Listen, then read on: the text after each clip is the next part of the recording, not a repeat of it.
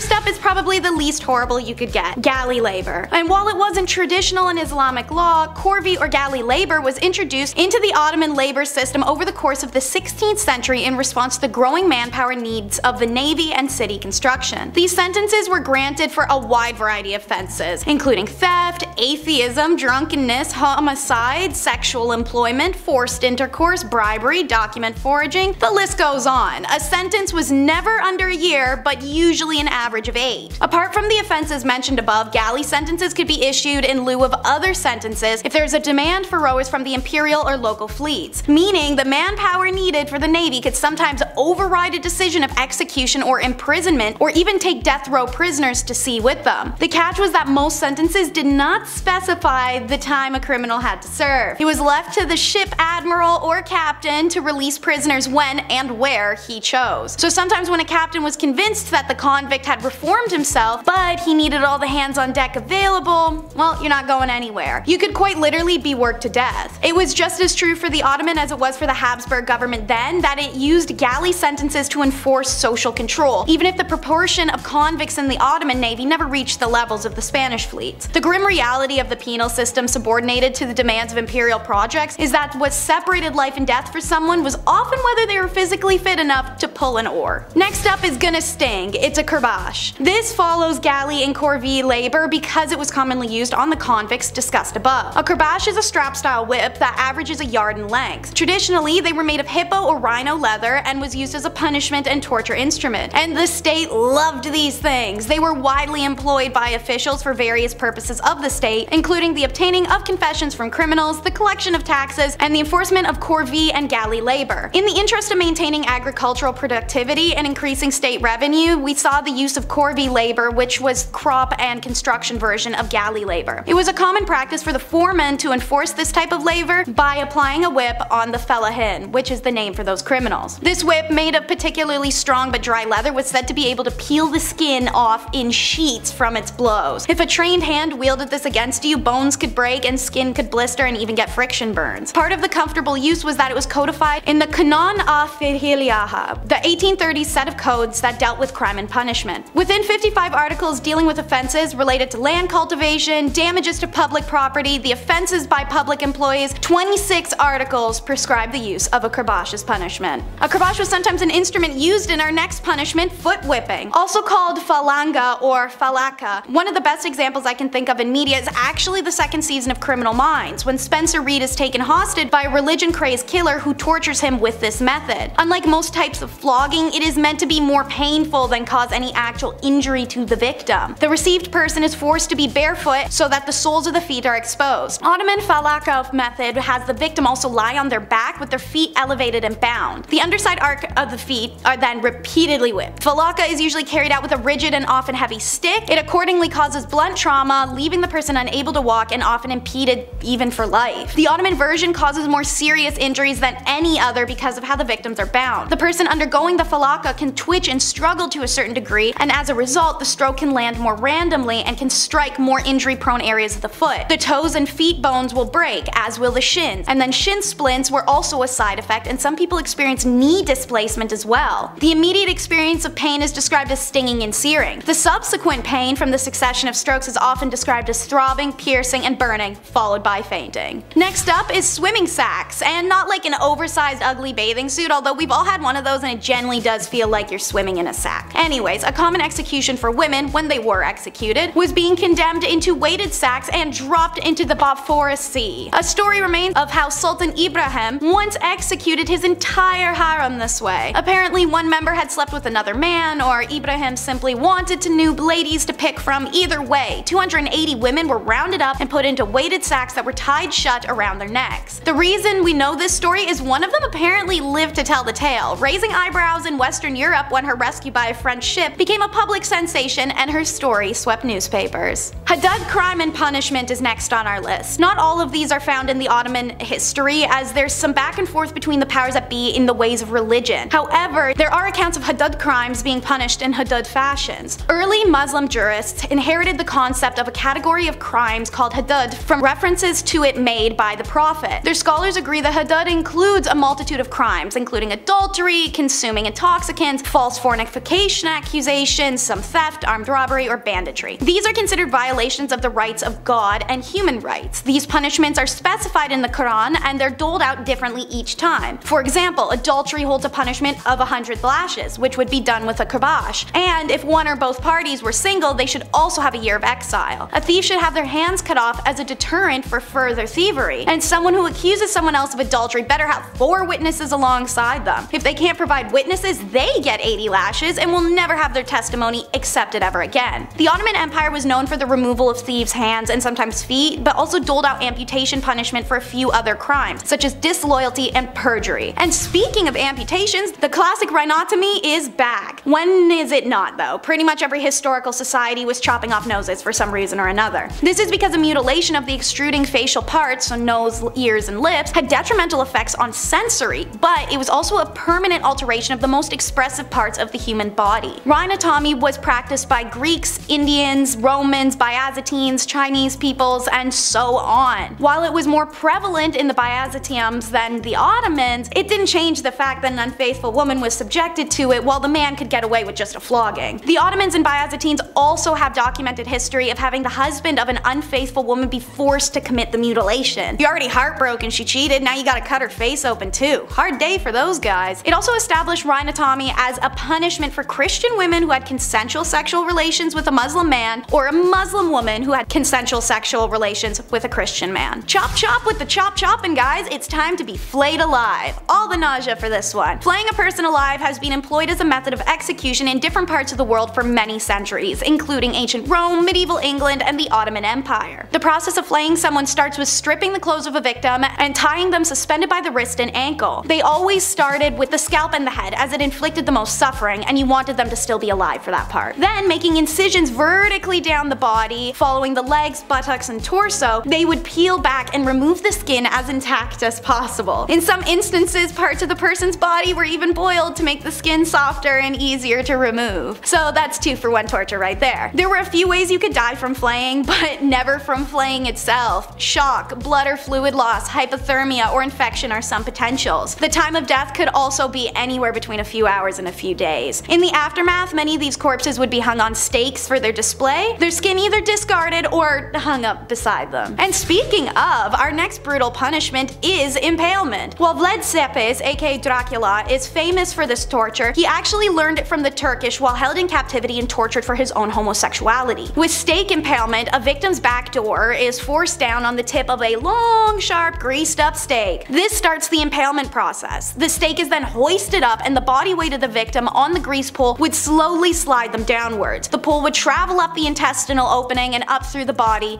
very, very slowly. It was a brutal, slow, and agonizing death, and it was one that could take days. Sometimes the Ottomans would flay someone before impalement. Gaunching was another type of brutal impaled death. The victim would be quite literally thrown onto metal spikes, hooks, or rods, and then left to die on them. These hooks and spikes could be found over the edges of certain palace balconies. Gentlemen, tune out and don't say I didn't warn you. The next is the sack squish. According to the 1622 Contemporary Chronicles, the teenage Sultan Osman II suffered an excruciating death by compression of, well, his boys, by assassin known as Pevlian the oil wrestler. That's right, an oil wrestler crushed his scrot till he died. Wild. Sack crushing is a punishment that was performed as slowly as possible to worsen the intensity of a victim's agony and lengthen its duration. And it was often performed by a vice that would make them burst from the inside and then crunch the spermatic cord with a plier-like attachment. This victim was usually held upside down while this occurred so that they're unable to pass out or enter a state of shock while the torture occurs. This was also because the condemned usually was vomiting repeatedly, so it was just easier to hang him upside down over a bucket. Despite vomiting, the men rarely screamed. This is because the pain would be so physically overwhelming enough that it would affect his ability to even breathe. They would, however, thrash around wildly as each of the boys burst and then the cord was crunched. And don't worry, they would make a full day of torture out of this. Interesting to notice how usually these public spectacles drew crowds due to the lack of entertainment and also their intention to be a public spectacle. Well, unlike flayings or drownings or dismemberments where there's usually jeers and cheering, apparently with a good old sack squish the crowds remained silent and shocked the whole time. Onlookers, male and female, are recorded to have vomited at the sight. And now, a race for your life. This strange custom began in the 18th century and lasted well into the 19th. This custom only applied to viziers of the Sultan person who committed a crime or were simply told they were being executed. It happened a lot, and for next to no reason. The official would be summoned to a meeting with the head gardener, and after exchanging greetings, the vizier would be handed a cup of sherbet. If it was white, then the sultan had granted him life. If it was red, he was to be executed. As soon as he saw red sherbet, the vizier would start sprinting. Well, that's because the color red was the color of blood, and if the vizier wanted to keep it in his body, he could escape his fate by beating the head gardener, who moonlighted as the Ottoman's executioner by the way, in a race through the palace gardens. The head gardener was honor bound to a foot race through the gardens to the place of execution near the fish market gate on the southern side of the palace, a distance of around 300 meters. If the vizier was able to finish the dash before the head gardener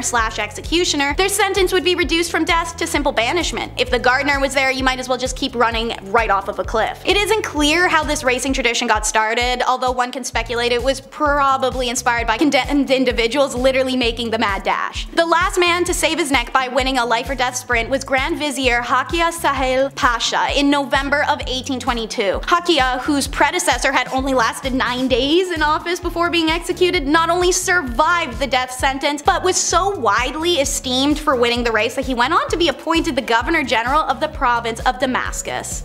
Number 10. Snake Eyes. Well, not exactly snake eyes, but after extended use of belladonna drops in the eyes, you would probably wish that a snake bit you in the eyes. Belladonna is poisonous. It's a no calzone, red flag. But yet it was still used by Egyptian royalty. Basically, the drops of poison would dilate your pupils, and that would be considered to be beautiful. For some reason, I guess, okay. Extended use of the drops had terrible side effects for the user, blindness being one of them. You gotta remember, folks in this time have no social security, and the best doctors can do for you is tell you to go take a bath in crocodile dung. And to pray to the gods for more, I guess. Sure, okay. So to avoid that tragedy, go for the natural look and avoid the eye drops. You'll thank me later. Number 9. More eye stuff. Thought I was done with the eye stuff? Ah, well, guess again, amigo. I ain't done yet. I've got lots more to say about that. Okay, maybe a little. Eyeshadow and eye color. Some ladies today would say no special outfit is complete without it, and honestly, I have to agree, ladies.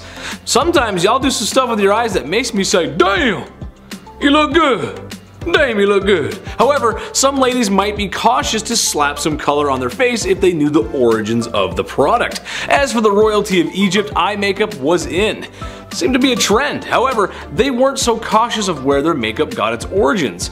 Egyptian eye glitter had 2 key ingredients: applicable powder and bugs. Yeah. You know the super colorful ones that are like really big and you wouldn't want to be around? Yeah, those. Beetles, scarabs, and pretty much anything you could find. They would then crush them into a heavenly pulp and smear it all over their royal faces. I have issues with spiders and wasps as it is. I have no interest in wearing them whatsoever. I actually hate wasps. That's just, even just crushing up a bunch of, and just, oh, this is good. Oh, I love this. This is the best. Yeah, no, don't do that. Number 8, sweet traps. When you're royalty of one of the most successful empires and civilizations in human history, it means you ain't gonna lift a finger. Less than any other celebrities do today, probably. So what to do with all that extra time in your hands instead of living like everyone else? Well, how about a picnic? That sounds nice, actually. Sounds great, right? Except when we bring out all of our favorite treats, the flies and bugs bother us, and we can't look beautiful if we're covered in bugs head to toe. How did the Egyptians fix this, you ask? Well, it's simple. Don't let the bugs bite you in the first place. Basically, you get one of your forced volunteers, maybe a couple actually, and you slather the poor devils in honey, till they look like your favorite pastry from Tim Hortons. Place said glazed serving away from the picnic, and now you can enjoy it in sunshine and peace. The screaming of being eaten alive by bugs might dampen the mood, so just wear earplugs, it's fine. You stay over there and just get eaten, it's fine, no problem. No problem. Number 7, Unhooded Sith. Circumcision is important in a lot of cultures of yesterday and today. Now at this channel, my job is to come out here every week and make you laugh. So to the men out there who still have their Jedi robes, imagine every day of your life you got sand in places that sand shouldn't be. Anakin Skywalker's worst nightmare, and honestly explains why he hates sand so much. But perhaps one of the reasons Egyptians used this hygiene service was to stop sand getting in their wiener's one-eyed bandit. There's no showers, nothing to really get it out once it's in there. That's no good. I guess you could take a dip in the Nile River, but there's too many crocodiles in there, and who has the time to jump in the Nile River when they're busy being forced to build large structures that will stand the test of time? So you better line up, fellas, or be cursed to feel like Anakin Skywalker for the rest of your life. The prequel one too, not the cool animated one, the one that whines a lot. That one. You don't want to be that one. Number 6, nice dentist. Turns out not all Egyptian dentistry is completely awful. It turns out they may have come up with the first toothbrush.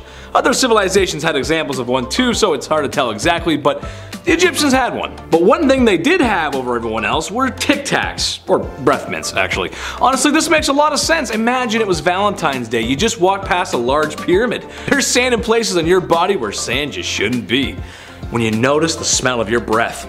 And it's something awful. But not to worry, because you purchased breath mints from the market. Yes, that's right. Now smooching with your Egyptian sweetheart can go on without a hitch. The mints were made from nice smelling herbs and mints, sometimes roasted over a fire to form little candies. An ancient Egyptian solution to an ancient Egyptian problem. I kinda like that one actually, kinda nice. Could put a mint in, it's kinda nice. Number 5. What? I didn't have any corn! Austin Powers reference for you. You know the character I'm talking about, I can't say it. Here's a hygiene product that just makes me question life. The very fabric of our existence. Whether it was the Big Bang or the Almighty Creator, there's just no way this was ever meant to happen. It doesn't make any sense. One day, somebody was walking along the Nile River and was unfortunate enough to step in crocodile droppings. Now, most people would say gross and move on. Oh, no, not the people of ancient Egypt. They felt the stinky, squishy unholiness on their feet and said, yes, we must bathe in this. And they did. They took the forbidden mud bath, the brown tsunami, the cesspit of no hope. You can call it whatever you want, really, it's horrible either way you look at it. Supposedly it was meant to keep you young and beautiful. My only question would be, at what point did they realize poo baths were a mistake? Was it when they were smelling it and it was bad? Or was it when it accidentally got in your mouth or something like that and you're just like, oh what, got that out of my mouth? That's the Scottish Egyptian, in case you were wondering. Number 4, waste removal. This one is kind of a broad stroke, but hear me out. There's no plumbing, no waste removal, and people kind of just go wherever they want. A lot of that unhygienic waste is kind of just laying about. However, the people of Egypt also had the advantage of the Nile River, which means they used that bad boy for everything. Transport, irrigation, a water source, and of course, a bathroom. Which, in case you didn't know, your source of water and irrigation should be two separate, they shouldn't go together, that's not good. This is a good explanation for the plagues of Egypt, besides the sin, bad sinners, no sinning. As years of that kind of negligent waste management are liable to make any pharaoh sick. Don't mix your water with the poo, don't do that, that's bad, don't do that. Number 3, sunscreen. This should come as no secret to anyone out there, but with my rosy cheeks and fair complexion, I would not do very well in the suns of ancient Egypt. Honestly, I don't know how Luke Skywalker lived on Tatooine with those twin suns. Without a little copper tone action, you know what I'm saying? The Egyptians had an answer to that problem, however. Not the whole living on Tatooine part, that just kinda sucks no matter what. Blue milk is weird. They had a makeshift sunscreen using rice bran extracts and a few other ingredients that were meant to help protect against the sun's rays. How effective was it really? Not sure, because the only stuff I'm willing to test out is the real stuff. And if I get burnt, then I start peeling. And then somebody has to rub aloe vera all over me. Be right back, I'm gonna get some sun. Number 2, cursed craft dinner. You've got no plumbing in your palace, and it's time for dinner. So how does an Egyptian royal make his favorite pot of KD without water? I mean, if college kids can do it in their dorm room, surely they can master the art of post-secondary cuisine. Well, for some unlucky folks, it means taking a pot and walking down to that old Nile River. Almost like people rely on water or something, and take a big scoop of water and bring it back. But while you begin to scoop some water, you may notice someone is picking up crocodile dung. And people are bathing in the water. And to your left, there's a maiden washing clothes, and to your right, there's a man doing something I can't repeat on YouTube. Oh well, time to scoop some more water up and consume this clean, nice water at home. Oh, this is the best. Tastes like the village. It's nice. Number 1, pink milkshake. Does it still count as hygiene if you ain't breathing? I say yes. Besides the pyramids and maybe the Nile, mummies are the most famous things about Egypt. And in a weird way, it is hygiene. Hygiene for the afterlife. When someone super important passes on, it's time for a little game of operation. Stomach, liver, intestines are removed and put into jars. You never know when you might need that next. The heart is left because it's the heart, and the Egyptians were die-hard poets, so you gotta, souls in there, you gotta keep that. The most grim process to me, however, is turning the human brain into a forbidden milkshake by mashing it with a small spike and then draining it out in what must have been the grossest waterfall ever. Oh god, that just, oh god, that's so gross. Anyway, then you take some linen and start wrapping the mummy up like a dad wrapping last minute gifts on Christmas Eve. Bada bing, bada boom, there you go. Buddy is prepped for the afterlife. Number 10. Corral. The sacred city of Corral is an archaeological site considered to be one of the oldest known civilizations in the Americas. The formation of the civilization took place around 3500 BCE and ran to about 1800 BCE. No other site has been found with such a diversity of buildings and architecture and has since been declared a Humanity Cultural Heritage Site by UNESCO themselves. Uncovered around 1905, Peruvian archaeologists provided the first documentation on the civilization at Corral. They appear to have an economy of some sort, selling mostly textiles and fish. The civilization is considered a pre-ceramic culture, since archaeologists have yet to find any sculpted or painted art. However, they did find a system of writing called quipu, which is a string-based recording device suggesting a proto-writing of some sort. They were widely known for their architecture of huge earth-landscaped projects of mounds, particularly a massive labyrinth of underground circular connecting plazas.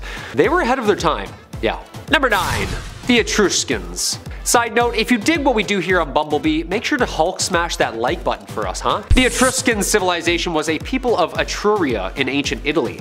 They had a common language, culture, and formed a federation of cities. Their territory covered now what is Tuscany, Umbria, and Lazio. The earliest evidence of this culture is from about 900 BC. This is the period of the Iron Age considered to be the earliest phase of Etruscan civilization. With a maximum population peaking around 750 BC, the earliest examples of writing are inscriptions found around 700 BC. They developed a system of writing derived from the Euboean alphabet. The language remains only partly understood, making modern understanding of their society and culture heavily dependent on later Roman and Greek sources. Number 8. Inca. The Incan Empire was the largest of pre-Columbian America. The center of the empire was the city of Cusco. The Incans arose from the Peruvian highlands in the late 12th century. The Spanish began their conquest of the empire in 1532, and by 1572, the last Inca state was fully conquered. Before they fell, the Incas were able to construct one of the greatest imperial states in history, accidentally. Without the use of a wheel, knowledge of iron or steel, or even a system of reading and writing. Yeah, these guys were good. About all 14 million of them as well. The empire included construction of monumental architecture, stone and road work reaching to all corners of the empire, and even finely woven textiles. They functioned without money and without markets. Instead, exchange of goods and services was based on individuals, groups, and rulers. Taxes consisted of a labor obligation, usually construction. Everyone was either lifting or carving, you know? The Inca rulers would even grant access to land goods and celebratory feasts for the workers if you did a good job. Dude, this place sounds awesome. Sign me up. Number 7. Indus Harappan. The Indus Valley Civilization, aka the Harappan peoples, was the first urban civilization from roughly 3300 BCE to 1300 BCE. Located in South Asia, modern-day Pakistan, and northwest India, the Harappans built dozens of sprawling cities with immense planning and architecture. I'm talking water supply systems with recycled drainage, large skyscraper-sized buildings. They even developed a number of technologies, including one of the world's first systems of weights and measurements. New techniques in metallurgy producing copper, bronze, lead, and tin. These people were smart. In addition to math and engineering, the Indus Valley Civilization enjoyed arts and crafts. Even games and toys have been found. Baked brick houses, clusters of large iron non-residential buildings, and handcrafted metallurgy. We start to see the foundations here, people. There are even 3 cities here that are now all UNESCO World Heritage Sites. The latest, in 2021, the Cilician Desert. Number 6. Phoenicians. The Phoenicians were a Semitic group of speaking people who emerged around 3000 BC. The term Phoenicia is ancient Greek, meaning a colored dye. It's debated whether Phoenicians were distinct from the broader group of speaking peoples known as the Canaanites. The term Canaanites loosely corresponds to the groups referred to as the Phoenicians, so it's a little messy back then on who's exactly who. The Phoenicians rose in the mid-12th century following the decline and collapse of the late Bronze Age. They were renowned as traders and mariners, becoming the dominant commercial power around. They developed an expansive maritime trade network, helping the exchange of cultures and ideas between Greece, Egypt, and Mesopotamia. They established colonies and trading posts across the Mediterranean as Phoenician society and culture centered around mostly commerce and seafaring. As a kicker, of course, historians and archaeologists revealed this civilization most likely has the world's oldest verified alphabets. I can't even build a boat now, let alone back then, with barely an alphabet? Like how? Number 5. Egypt. An ancient civilization in northeast Africa, situated on the Nile Valley, somewhere around 3100 BCE, splitting Upper and Lower Egypt.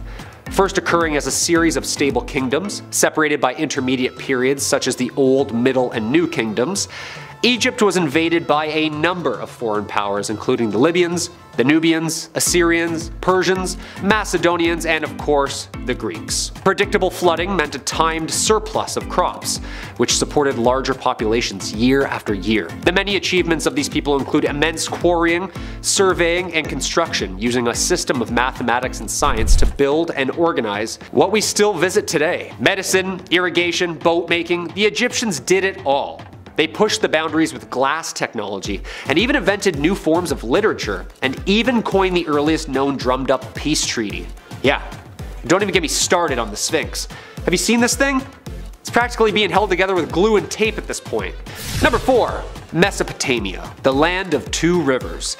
Around 10,000 BCE in what is now modern-day Iraq, some of the first fully developed Neolithic cultures began to settle in this fertile crescent, known biblically and famously as Mesopotamia. Around 8000 BCE, people in northern Mesopotamia began to cultivate barley and wheat, in which made beer, gruel, soup, and eventually even bread.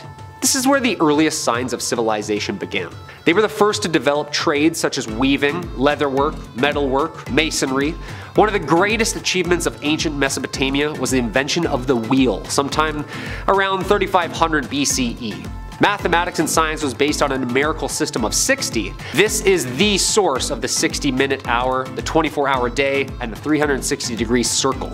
The Sumerian calendar was 3 7-day weeks of a lunar month. They were so smart, the astronomers could predict eclipses and solstices. Beer, a calendar, and some wheels? Life was simple back then, huh? Like just not a care in the world. Number 3. The Maya.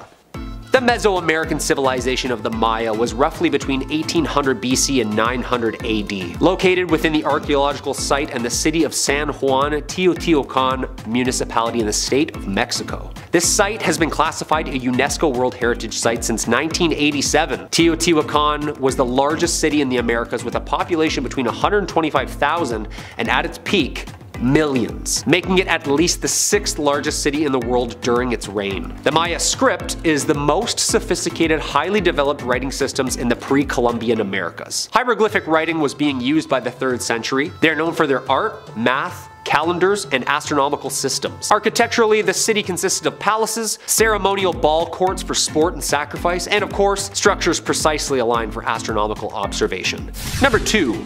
Rome. In modern history, ancient Rome refers to the Roman civilization from the founding of the city in the 8th century BC to the collapse of the Roman Empire in the 5th century AD. It encompasses the Roman Kingdom, Roman Republic, and Roman Empire. It began as an Italic settlement. The settlement grew into the city of Rome, eventually controlling its neighbors through a combination of treaties and military strength. It eventually dominated and acquired much of Europe, and of that, the surrounding Mediterranean Sea. One of the largest empires in the ancient world. At one point, roughly a quarter of the world's population. Contributed to modern language, religion, society, technology, government, warfare, art. Do as the Romans do, right? Its military created a system of government which was the inspiration for modern republics such as the United States and France. They achieved impressive feats, such as the empire-wide construction of bridges, ports, and roads, as well as the monuments and megalithic buildings splattered all around the world. Every time I flush a toilet, I'm like, man, these guys were good. Number 1. Turkey. Located in the foothills of the Taurus Mountains, we arrive at Göbekli Tepe. This Neolithic site lays in the southeastern Anatolia region of Turkey and is dated around 9500 BCE. The site consists of a number of large circular structures supported by massive stone pillars.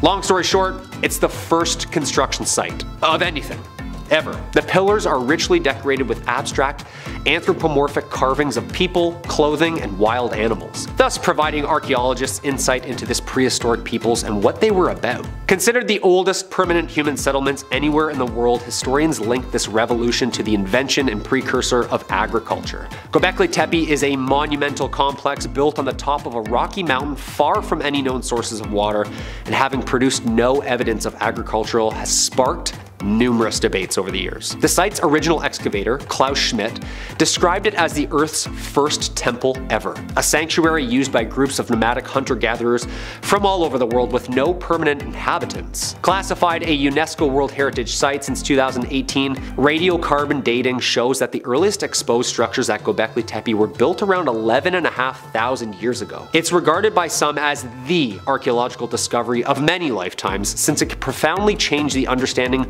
of the development of human society and when it exactly started. Number 10. The War of Unification. While technically pre-Empire, the Qin Wars of Unification are sick and nobody can stop me from talking about them. Prior to their campaign, the relatively small state of Qin had evolved to gain a surprising degree of prominence, becoming one of the 7 major states in power at the time. Now this was due to the numerous battles centuries prior that I can't talk about this time, but I promise they were really cool. One of which was actually credited as basically being responsible for the unification of China, despite it having occurred like 40 years prior. Just look up the Battle of Chongping, it was wild. In any case, the War of Unification was a result of this, running from 230 to 221 BC. It saw Ying Zheng declaring war on the states of Han, Zhao, Wei, Yan, and Qi, conquering them in just about that order. This led to a complete unification of China, an effort which only took barely a decade to complete. Number 9. The Dingzhi Uprising. Skipping ahead a bit into the future, following the, spoilers, death of Qin Shi Huang, there were a bunch of uprisings. Also known as the Chen Sheng and Wu Guang Rebellion, named after its respective leaders, the uprising began when 2 officers were ordered to lead their soldiers to defend Yueyang. Halted by flooding, they realized that due to Qin laws, being late for their government job would result in their executions without respect for the excuse. So they did what anyone would do. Rile up the peasants and go for a good old revolution. Better than getting slaughtered for missing a shift, right? Well, they thought so, and managed to get around 900 peasants to back their cause. How they did this isn't completely confirmed, but there are 2 stories about how they might have gone about the process, and both are really weird. See, one story goes that Chen Sheng and Wu Guang wrote the words King Chen Sheng on some silk, and then fed that silk to a fish. When the fish was purchased and presumably cut open by soldiers, they saw the message and thought it was sick. Another story goes that they supposedly taught animals to say Da Chu flourishes, King Chen Sheng, which likely would have had a similar effect on anyone who heard that from like a cow. So now, these might be slightly embellished, but they're also really funny, so come on. Either way, they got stopped by the Qi, so it doesn't really matter. Number 8, getting zoned by a peasant. We're getting outside of the actual reign of the Qin again, but I don't care. The Qin dynasty post-death of Qin Shi Huang was an absolute mess. Leaders were desperately trying to consolidate power, body their opposition, and avoid getting bodied in the process. The effective orchestrators of the chaos, Li Si and Zhao Gao, who we will get to, had a massive falling out which resulted in Li Shi's execution. Zhao Gao was trying to run everything, deposing the old emperor in favor of a new one, who then got rid of Zhao Gao. But the new emperor, Ji Ying, was a moron, and so eventually a real revolt broke out in 209. The rebels of Chu, led by Lieutenant Liu Bang and leader Zhang Yu, managed to defeat Ji Ying in 207 BC. Of course, in traditional period fashion, Liu Bang betrayed Zhang Yu and founded the Han Dynasty, despite being a peasant. I have been in car accidents that have had less whiplash than the last, like, 2 years of the Qin Dynasty. Oh, and Liu Bang was like a peasant, by the way. A peasant who became the ruler of China. Number 7. The Terracotta Warriors. Okay, so you probably know a little bit about this one. In 1974, a bunch of farmers in the Lintong County managed to dig up this exceptional find. 3 pits containing statues of 8,000 soldiers, 130 chariots with 520 horses, and 150 cavalry horses. Construction on the tomb began during Qin Shi Huang's reign. He had a thing about dying, but we'll get into that later. And the soldiers were originally painted, though due to the climate and about roughly 2 millennia of time, it kind of faded. There have been arguments that some of the paint could have been sourced from Greece, although the idea that the Greeks in the Qin Dynasty ever made content is hotly contested, so I'm not getting into that. But it can't really be stated in words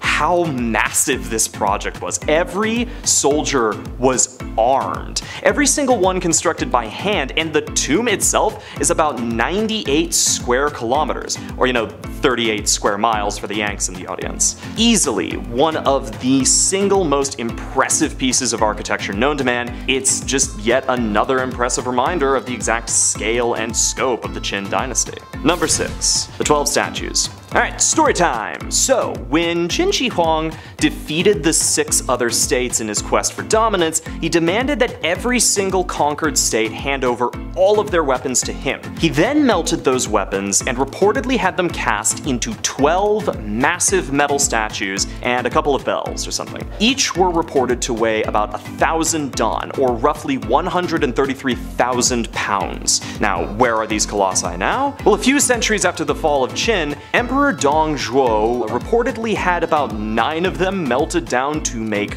coins. However, because the statues were made out of a hodgepodge of different metals, and more importantly because Dongzhuo is a moron, the coins didn't weigh the same, which resulted in the mass devaluing of all copper cash. I really want to do a video on Lu Bu, and specifically how he offed Dongzhuo. That guy was a creep. Anyways, as for the other 3 statues, nobody really knows where they are, so maybe there's another discovery on a similar level to the Terracotta Warriors on the horizon. Number 5. Book burning. This is one of the more tragic stories, but it's got to be talked about. During Qin Shi Huang's rule, Chancellor Li Shi convinced the emperor that all records excluding the Qin needed to be burned. Not only that, but anyone possessing copies of the Shi Jing, the Shu Jin, and or any other writings from the 100 schools of philosophy had to turn their copies in for summary roasting or they'd get whacked. Not only that, but he suggested a mass state of censorship, which was the actual censorship and not the kind that you right-wing morons whine about happening in video games or whatever. Basically, anyone who referenced the books, talked about them in any way, or God forbid used them to criticize the government, were to be borked brutally and quickly. Qin Shi Huang thought this was a great idea and got to work erasing thousands of collections of poetry, history, and philosophy. He even went out of his way to execute 460 scholars whom he just happened to overhear complaining about his stupid new rules. I would weep about this loss for hours, but poet Zhang Ji's work titled Pits for Book Burning is far better for it than I. Quote, "As the smoke from burning bamboo and silk clears, the empire is weakened. The Hanggu Pass and the Yellow River guard the domain of Qin Shi Huang in vain. Pits of ash were not yet cold, disorder reigned east of the Zhao Mountains. As it turned out, Liu Bang and Zhang Yu could not read." Number 4. High-speed cultural revolution. We've said it already, but it really can't be overstated that the speed in which Qin Shi Huang implemented new cultural rules and laws was absolutely incredible. Even the Meiji Restoration period that effectively brought Japan into what was considered the modern age for that time, it took about around 21 years, and that was a messy affair that could get an entire video by itself. But consider the relative population contained within China. Consider the size of China and the size of the Qin Empire. All of this territory was shaped by a period of about a decade and a half, to the point where it wouldn't be until 1912 that there would be a major upheaval to this system. Obviously, it saw improvisation, adaptation, and change over the years, but just as Qin Shi Huang was laying the foundation for a wall that he envisioned would span the entirety of China, I wonder if he knew that the system of government that he was implementing would last nearly as long. Of course, the means by which this was achieved involved massive cultural manipulation and fascistic ideals, not to mention the body count. Actually, no, let's mention that. Number 3, the body count of Qin rule. Okay, now while the Qin dynasty was important, it should be noted that the results of such a tyrannical rule were bloody indeed. Between high taxes,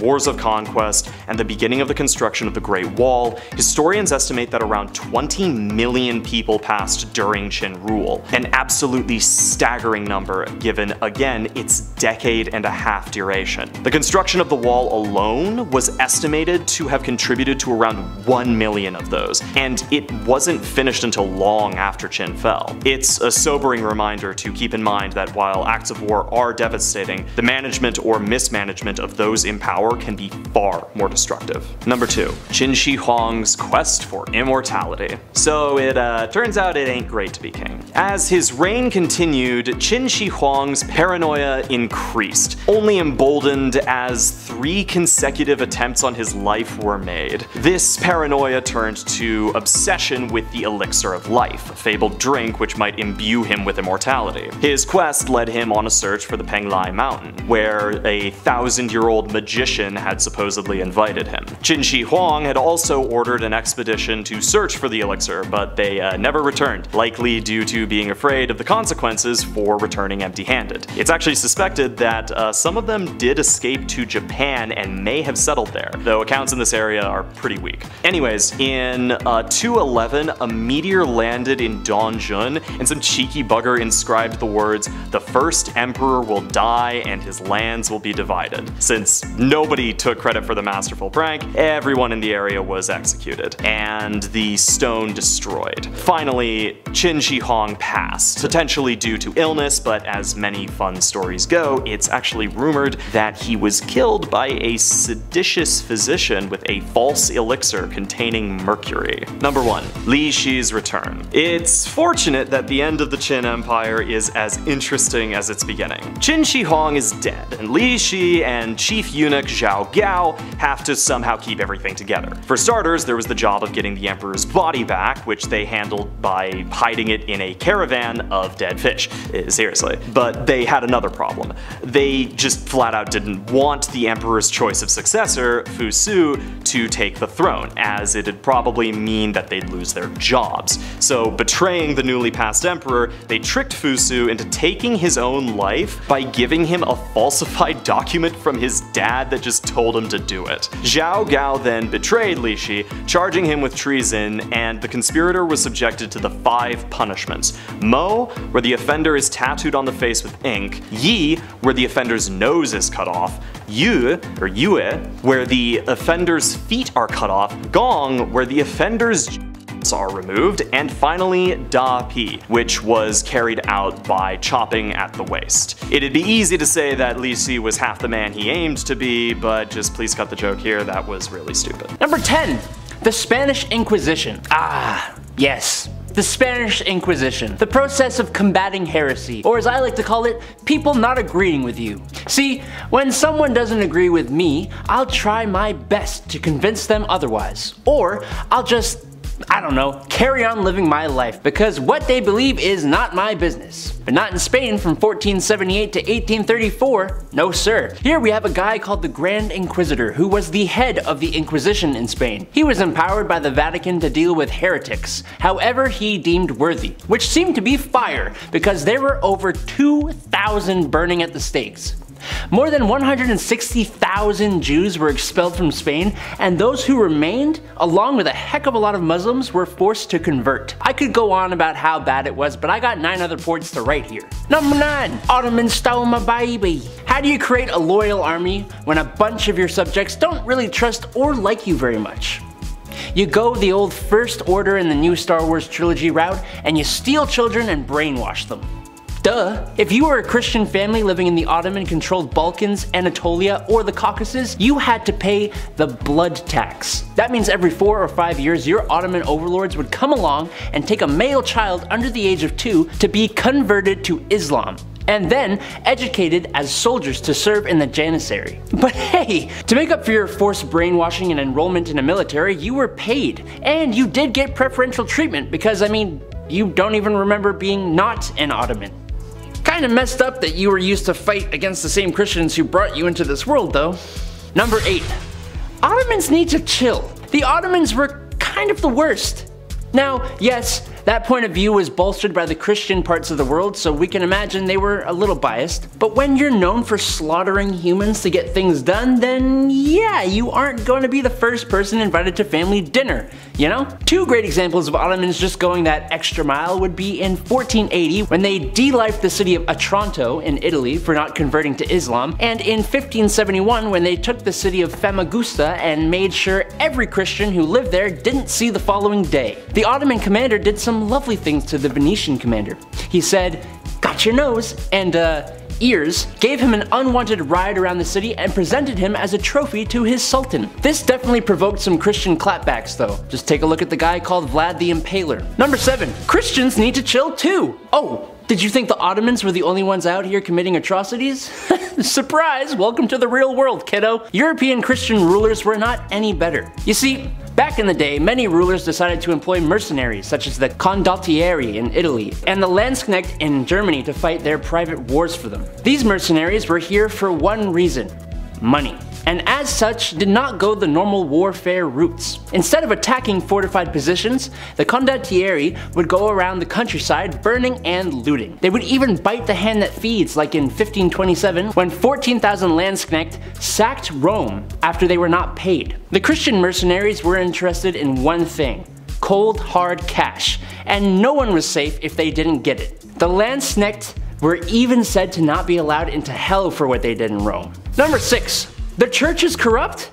No way! The church has always been political, but in the Renaissance it became publicly political and corrupt. There were 2 main families whose members became the Pope, the Medici and the Borgia, and neither one of them was too great or even followed the rules of the church. Pope Alexander Borgia VI, for example, had 4 children with a mistress that he continued to see while he was the Pope. One of his sons became the Archbishop of Valencia at age 17.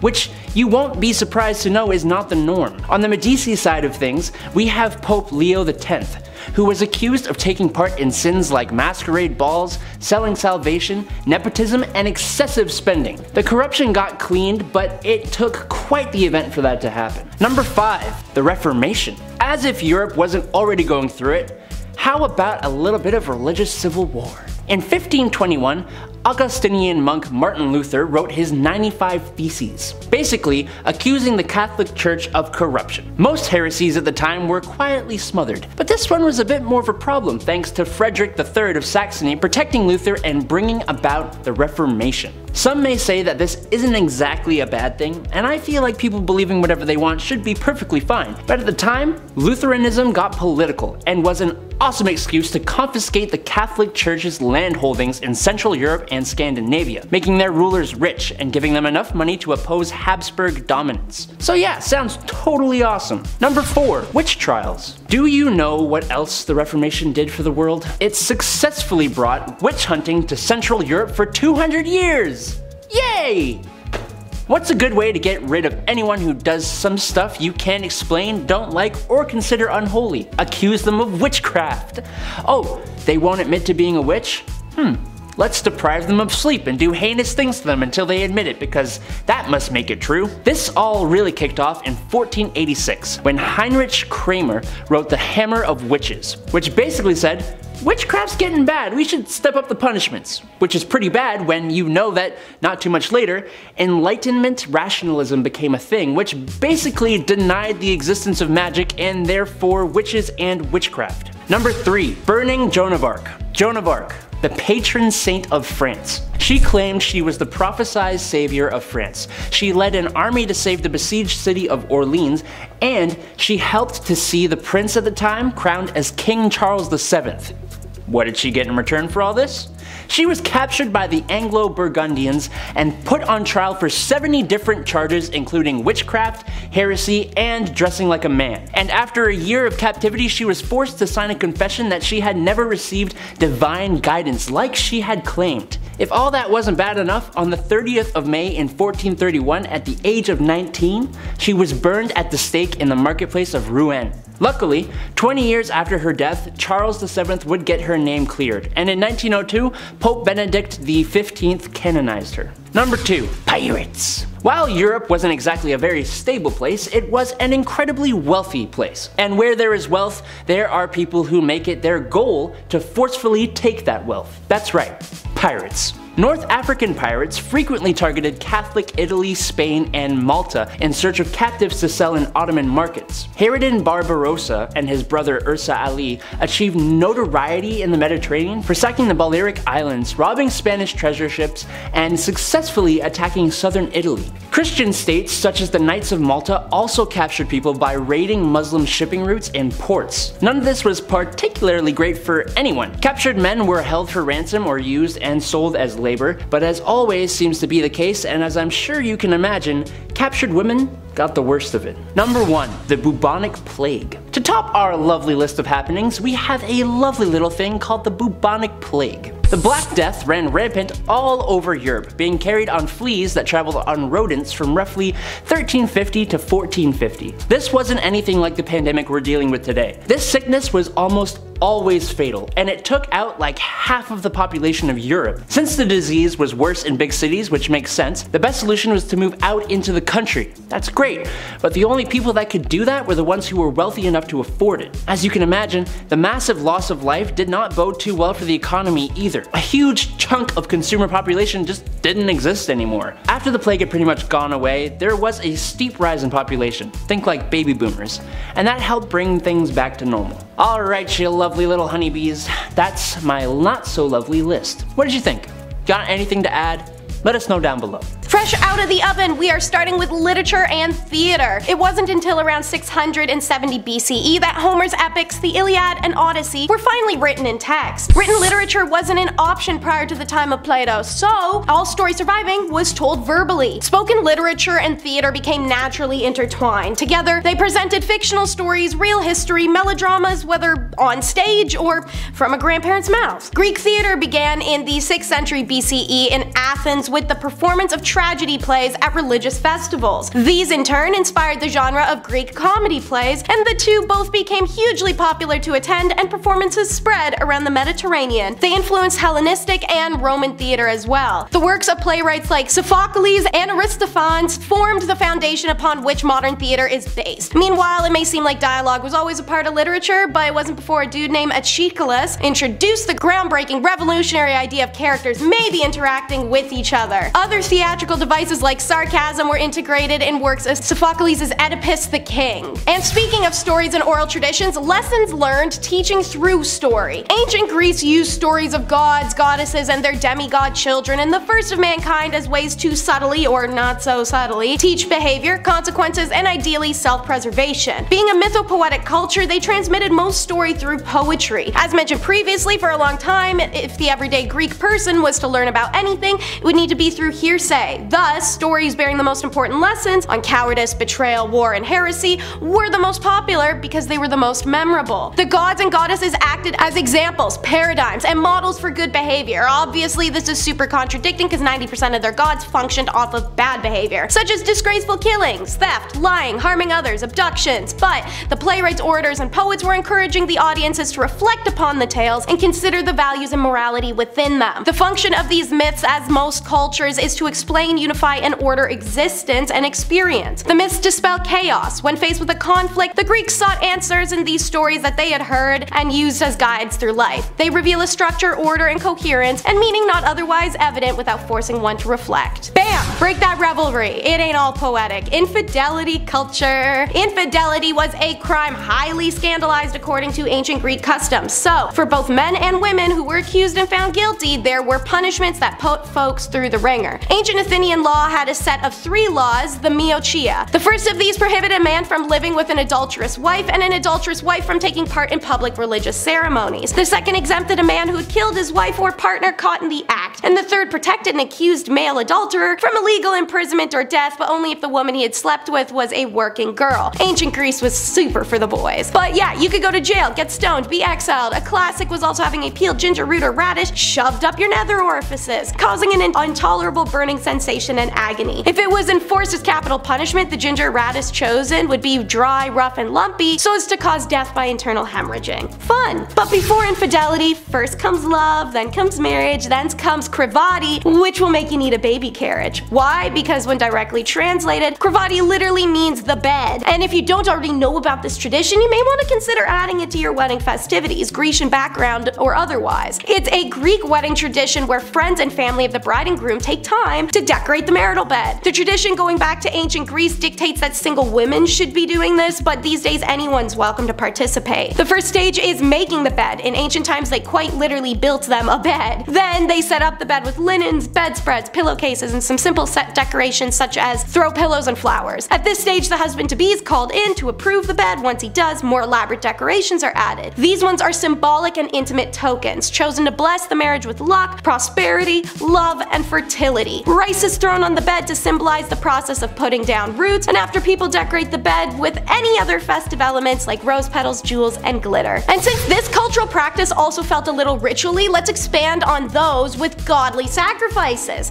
Sacrifices were an ancient Greek custom that signified the solidarity and the communion between humanity and divinity. As the gods had once sacrificed for us, we now bestow that back onto them. However, the act of sacrificing demonstrates the difference between the natural world and the divine world. The sacrifice or offering was the heart of the ritual, the center of the whole process by ancient Greek customs. Sacrifices would be offered individually or by a group or community, and they were made in different places or sacred temples. To sacrifice as an individual is not so different from going to a church confessional. It's usually done as a plea for aid, comfort, and understanding, and this is simply how you were able to grab your gods' attention. Obviously, a lot harder than just closing the door and sitting down on a kneeler, so cut them some slack. Community sacrifice was usually done in sanctuaries, with priests doing the sacrificing alongside a prayer and a hymn. The animals that were sacrificed could be goats, lambs, pigs, chickens, and the latter being more of a modest offering, or it could be an ox, which was the most prestigious. Let's get dreamy again and disassociate while staring at some of Greece's most beautiful sculpture and stonework. Ah, beautiful. I can't believe statues like these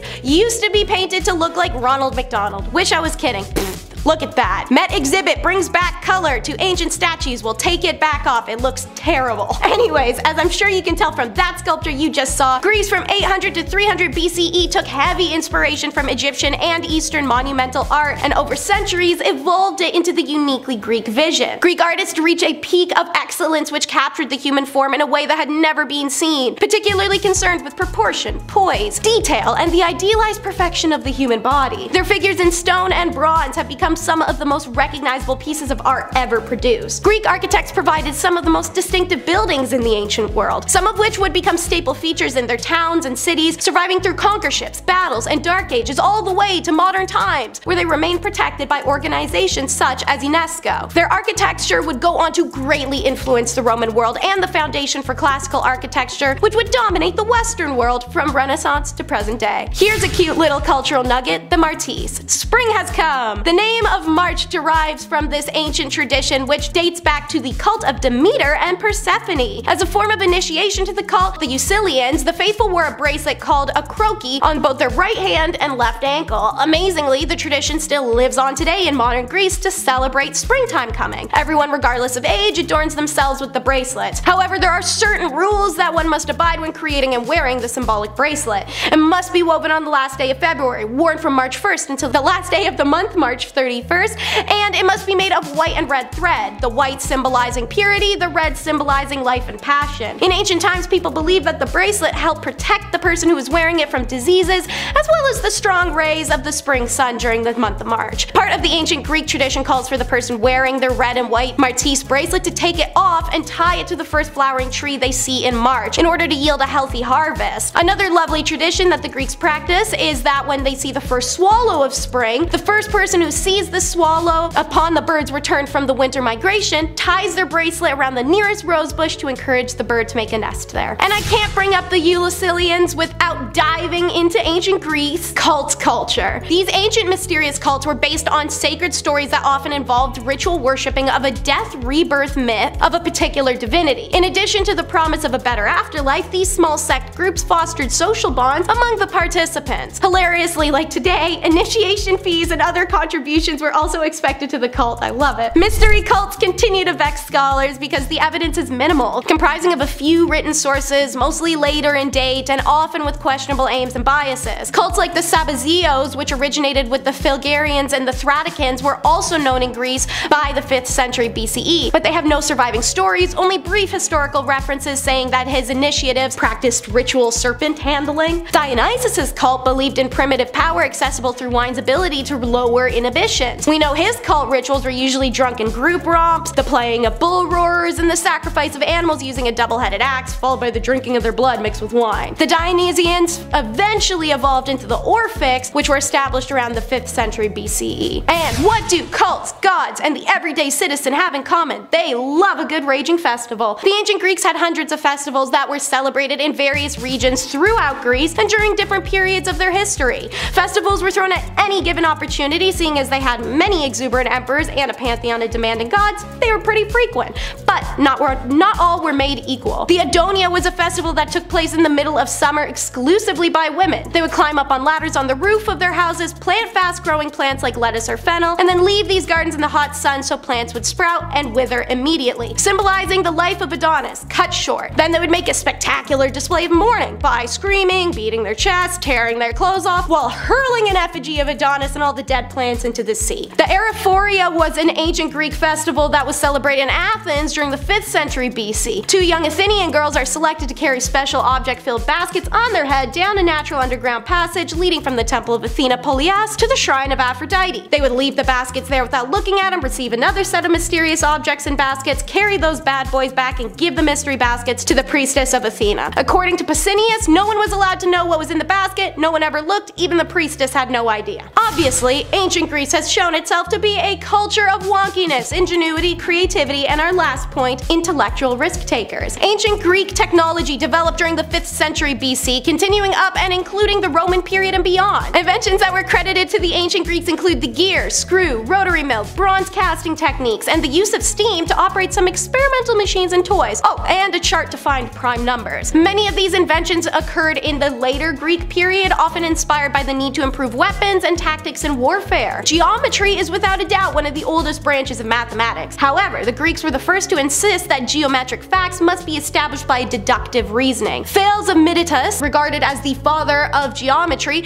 set up a number of axioms and rules in the 6th century BCE. Their approach to philosophy was a way of understanding the world around them without resorting to religion, myth, or magic, and it changed how we viewed the world. Early Greek philosophers were also scientists who observed and studied everything known, its seas, the mountains, as well as the solar system, planetary motion, and astral phenomena. Aristotle gave us the idea that Earth was a globe. He also classified animals and is referred to the father of zoology. Theophrastus was the first known botanist we know of written in history, and the Pythagoreans not only made the earliest advancements in philosophy and geometry, but they proposed the heliocentric hypothesis with Earth revolving around the sun. Suffice to say, the most fed culture of ancient Greece was that of the mind. Let's start off with a title that describes the Victorians in of itself: melodrama. The Victorian era culture wasn't actually the whole fair ye black death blah blah vibe entirely. It was more like the Robert Downey Jr. Sherlock Holmes movies, where it's dark and gritty and the people are obsessed with death and corruption of religion and occult stuff. The word melodrama, literally meaning music drama or song drama, derives from Greek, but reached the Victorian theatre by way of the French, who had adopted the interest during the Revolutionary period. In Britain, melodrama became the most popular kind of theatrical entertainment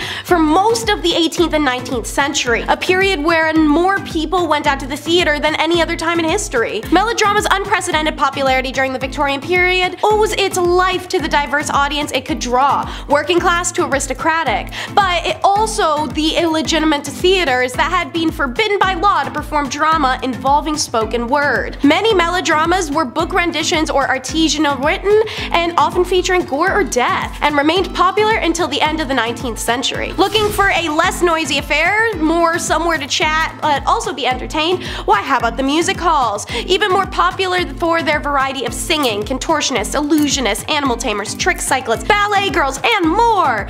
These emerged in the 1850s, and by the 1870s there were hundreds across Britain. The audiences chatted throughout the acts, and they could be unruly, throwing things at performers like bottles, old boots, vegetables, and even dead cats. In some halls, bottles carried by waiters were chained to the trays, and the orchestra was protected from flying objects by steel grills. While women initially weren't allowed in the middle-class song and supper rooms, they were later encouraged to attend because people hoped that they would have a civilizing influence on the men. Who thought that? That's not why women wanted to go. Anywho, throughout the 1860s it became more common for women to perform in music halls themselves. Many married into aristocracy because of it, got hired on to big performers and went touring, or ended up modeling for magazines. Through topical songs, music halls played the political edge and kept their audiences informed and educated about their rights and about the current social, economic, and political issues or corruptions. The last 2 decades of the 19th century saw steady efforts to control and regulate music halls, with music regulation, performer regulation, enforcement measures to reduce alcohol and worker girls, and slowly introducing higher paying audience. And since I mentioned alcohol, the Victorian era was one of mixology. Many of the cocktails we drink now we owe to the British Advent, and mixology historians consider the time of the mid-1800s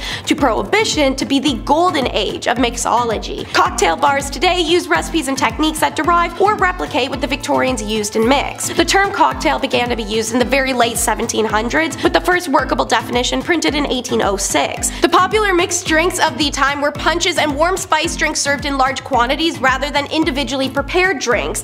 Industrialization and changing societal norms came the rise of the cocktail because more available ingredients, the availability of ice, and the societal change seeing men and women, working class aristocrats, socializing together in public. So emerged career bartenders. One of the first people to make a name for himself was the hotshot bartender Jerry Thomas. He's so responsible for creating the trend he's considered the father of American mixology. In fact, there was a gin craze of the 18th century, and it highlights the Brits' love of cocktails. The consumption of gin in Great Britain, especially London, was so high Parliament passed 5 major acts in 1729, 36, 43, 47, and 51 designed to control the consumption of gin. Whether at home, the music halls, or the dirty, smoggy streets, the Brits loved a good novel. Print culture in Victorian era was diverse, aided by relatively high literacy rates. There were hundreds of magazines and newspapers available at cheaper prices, so even the most lowly and humble could enjoy some writing, even if it was subpar entry-level crap. The 1880s saw the emergence of the new journalism, which drew in readers with pieces of violent crimes and scandals in high society, aka the true crime podcast of the times. Then novels were a key feature of the Victorian print culture. By mid-century, Britons of all classes could afford and read novels. Some were aimed at the highly educated and well-off people, others at less educated readers looking for appealing and exciting stories. Penny dreadfuls and sensation novels, seen at their best in the work of Wilkie Collins, thrilled their readers,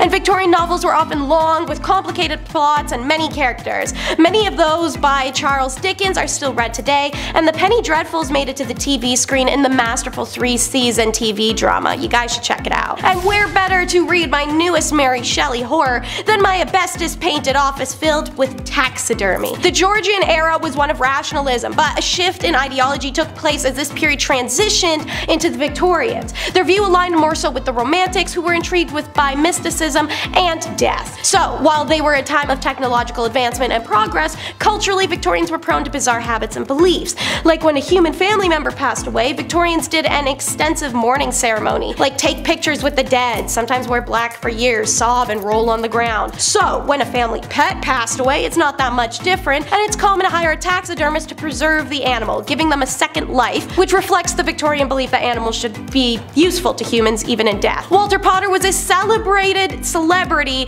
English taxidermist, known for his dioramas of animals mimicking real-life situations. Also famously known for not being an ass who killed his animals to create art, but rather receiving donations from local farmers to do so. In 1861, Potter opened his own museum to showcase his creations, and it remained popular until the early 19th century when people began raising questions about how ethical taxidermy was. Victorians actually liked to collect weird stuff so much they made curiosity cabinets. Victorians were curious people with an interest in nature, the sciences, anatomy, botany, and morbidity. And for the upper class citizens, collecting scientific objects showed they were sophisticated and educated, often displaying their collections in a curiosity cabinet. These German cabinets were a way for the wealthy to show off their hobby. Oftentimes beautiful wooden display cases with elaborate carvings and glass fronts, or a larger, narrow, open shelving style bookcase. Curiosity cabinets were usually kept in places where guests could see them to stir conversations about the pieces. And collecting was a social activity that allowed you to share your interests and also show off what you knew in a humble manner. Many curiosity cabinets were eclectic, filled to the brim with unrelated mixed oddities. Although most collectors were not formally trained, this never deterred anyone, and even working class people started collecting items like buttons,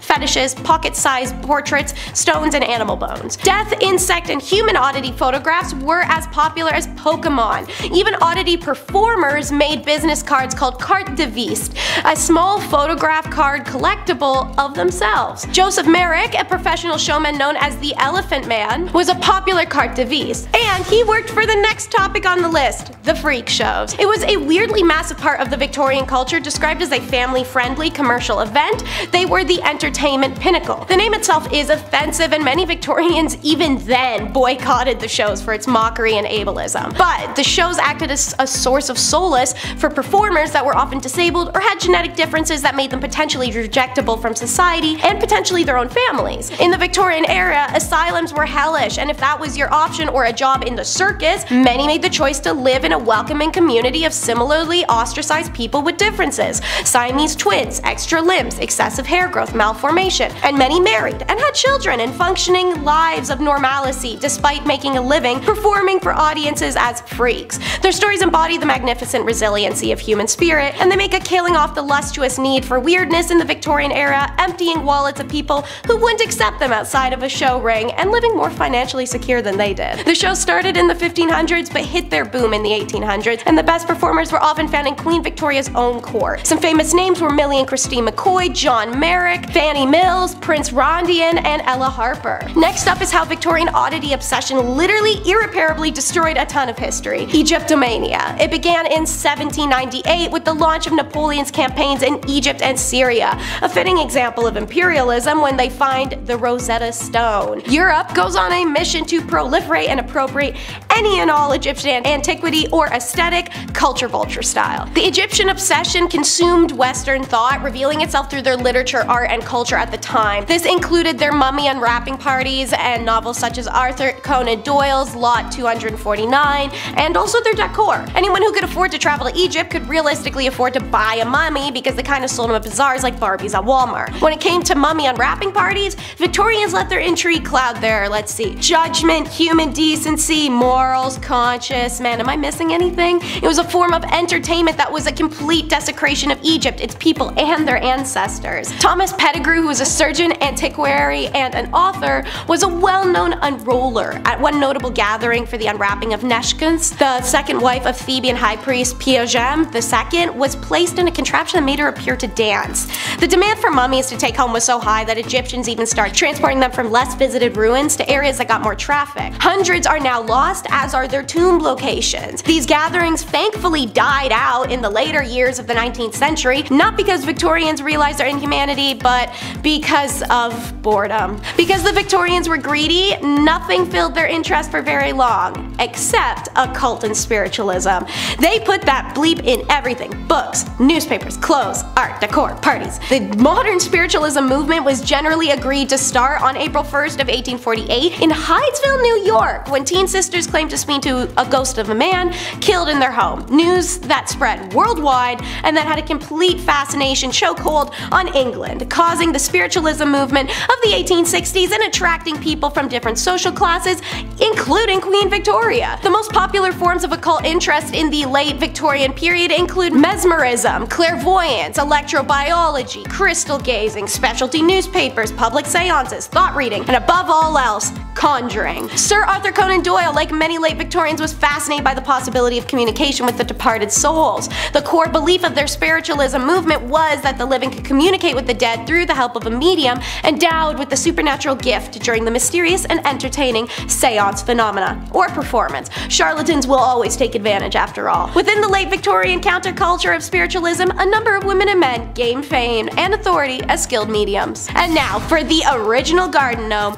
the dirty old man in the backyard. See this? This is a gnome. If you're a basic B word, you might consider just tossing one of these among your flowers and calling it a day. No, you want this. See this? This is the dirty old dude that you would hire to live menacingly in your backyard. Why? I don't know. Why not?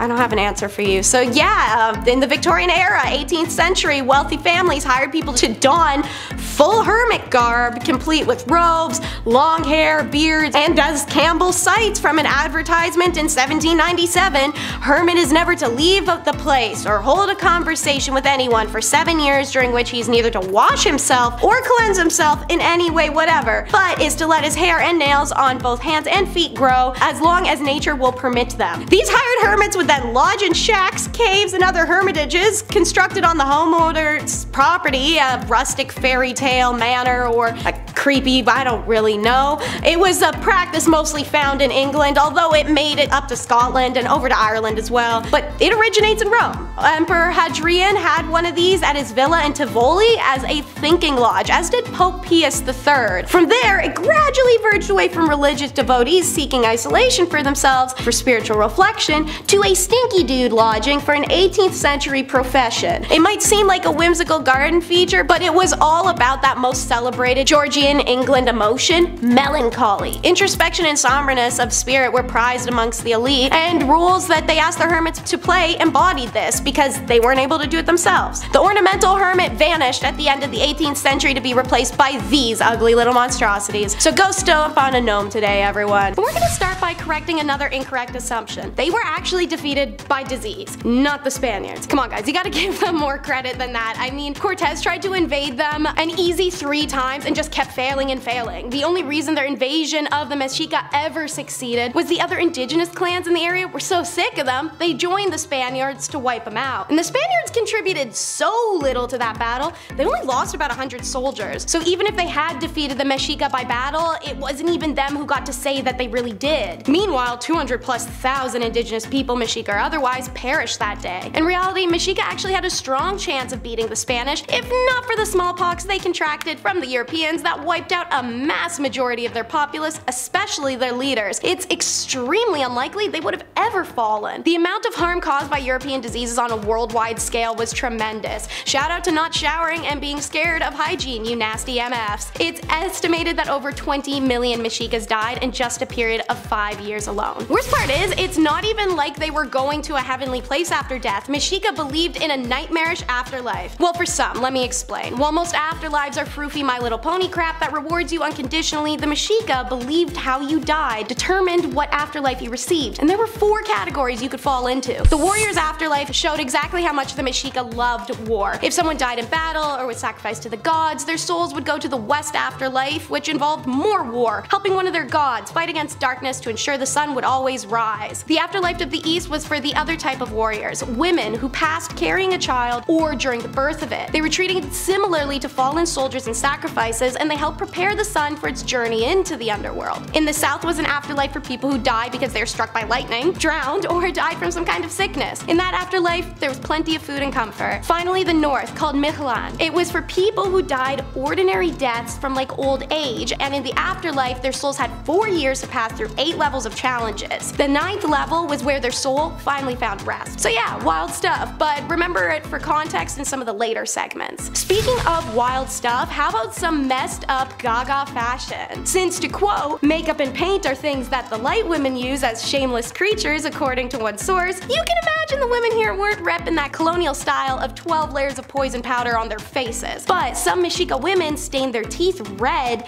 with the crushed bodies of cochineal insects to make themselves more sensually appealing, which multiple sources say that Mexica men didn't actually like colored teeth, so I guess makeup isn't always for you, is it, fellas? Companions of warriors often rubbed yellow wax or earth all over their face and body, dyed their feet, and painted their hands and neck with intricate designs. That the fellas liked. Some women who worked in temples dyed their long hair with a red hue and their teeth black. They'd also etch complex designs onto their bodies. Priests painted their bodies black or covered them with ash. Black and gray were associated with the wisdom of spirits. Speaking of fellas, their unique beauty side was lip plug. The size and shape of the piece placed in the slit of their lip indicated the warrior's success. Earplugs were also a trend, but for both sexes, and now for wannabe goth 14-year-olds trying to piss off dad. Sometimes you just want to get rid of the feeling of someone on your skin. Well, the Mexica believed you could wash them off. Upon the death of a loved one, Mexica would often enter states of deep ritualized mourning. For instance, the death of a merchant would mean that his family was plunged into an elaborate days-long ritual to mark his passing,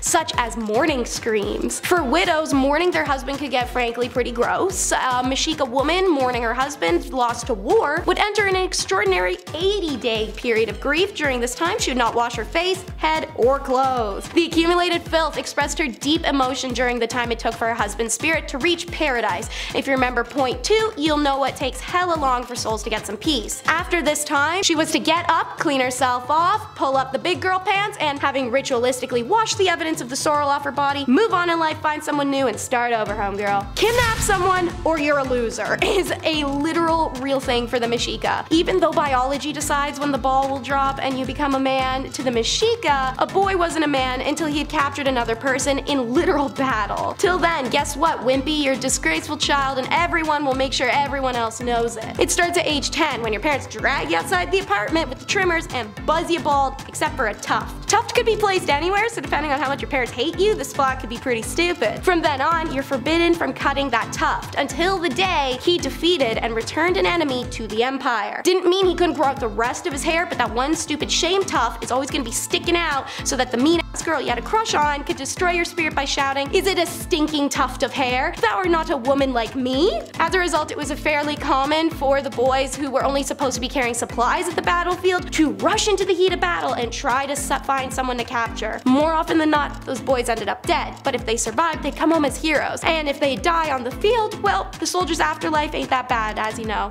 And what did they battle with? Why, only the worst weapon imaginable. Each ancient Mexica weapon was unique and used for a specific purpose, as Mexica warfare was highly organized, complex affair steeped in ritual and tradition. The most devastating weapon used by the Mexica warriors was the Mexico, which means hungry wood. Oh yeah, hardcore. While the Mexicas were advanced in many ways, one technology they didn't develop was foraging, so they had no metal weapons. So obviously they were using something stronger. And no, it's not aliens, for Christ's sake. The flat oak wooden panel of the Macu was embedded with razor sharp slivers of obsidian, which is 12 times sharper than surgical steel, and you had the option of being one-handed or two. They were about 3 to 4 feet long and wide, and a two-hander could be even bigger, and you swung them in a dragging motion. Apparently the weapon was powerful enough to decapitate a human from Mexica texts, and according to the report from invading Spaniards, a Mexica warrior even used one of these to decapitate a horse in one blow. So they tested on the television show Deadliest Warrior, and it lived up to the test. This one dances the lines between messed up and actually kinda sweet. It's taken to the shield. So, the Mexicas have often been mistaken as highly patriarchal, as they are, well, dominated by war and its mentality, which is presumed to be the domain of men, especially historically. But though most soldiers were men, sacrifice and battle are central to the ways that Mexicas viewed the world. So Mexica women's lust could be openly enjoyed and expressed within marriage, and they were able to marry at age 16, not a single damn day before. And as someone who talks about history, I think it's the first time I've said that to this camera. But what makes women so unique in this culture is that once they're married, mothers and warriors are seen as equals. Mexica culture had a beautiful notion that women were also warriors, battling to capture a baby, heralded as soldiers returning from the war having taken to the shield. And it wasn't just a metaphor. Dying during childbirth earned privileges in the afterlife equivalent to dying on battle or on the sacrificial stone, as mentioned in point 2. Women who struggled with fertility were not seen and punished for it, but rather the strongest of them all. As soldiers continue to return from battle, she continues to fight white nature. This parallel between warriors and mothers reflects the balanced gender expectations. The Mexicas believed that men and women played specific but different roles that were equally essential for the success of their city. Thus, both sexes had importance and effectiveness, but in very different spheres. So from the perspective of invading colonialists, they may not be messed up to us, but to them, straight F. Wanna know what is messed up? Ferocious gods require praise 24/7 if you don't want to get smoked. Why? Because the Mexicas believed that in the beginning of the 5th age of the world, their new age, was delivered by the gods' heroic sacrifices of themselves. Their spilt blood brought humans to life, created the sun, and gave energy to the moon. And so a blood debt has been born, and only human blood and hearts could keep the sun moving and save the world from extinction. So you're not trying to piss them off. Priests were straight up taught to alienate their loved ones, conditioning them to perform rituals precisely and unquestioningly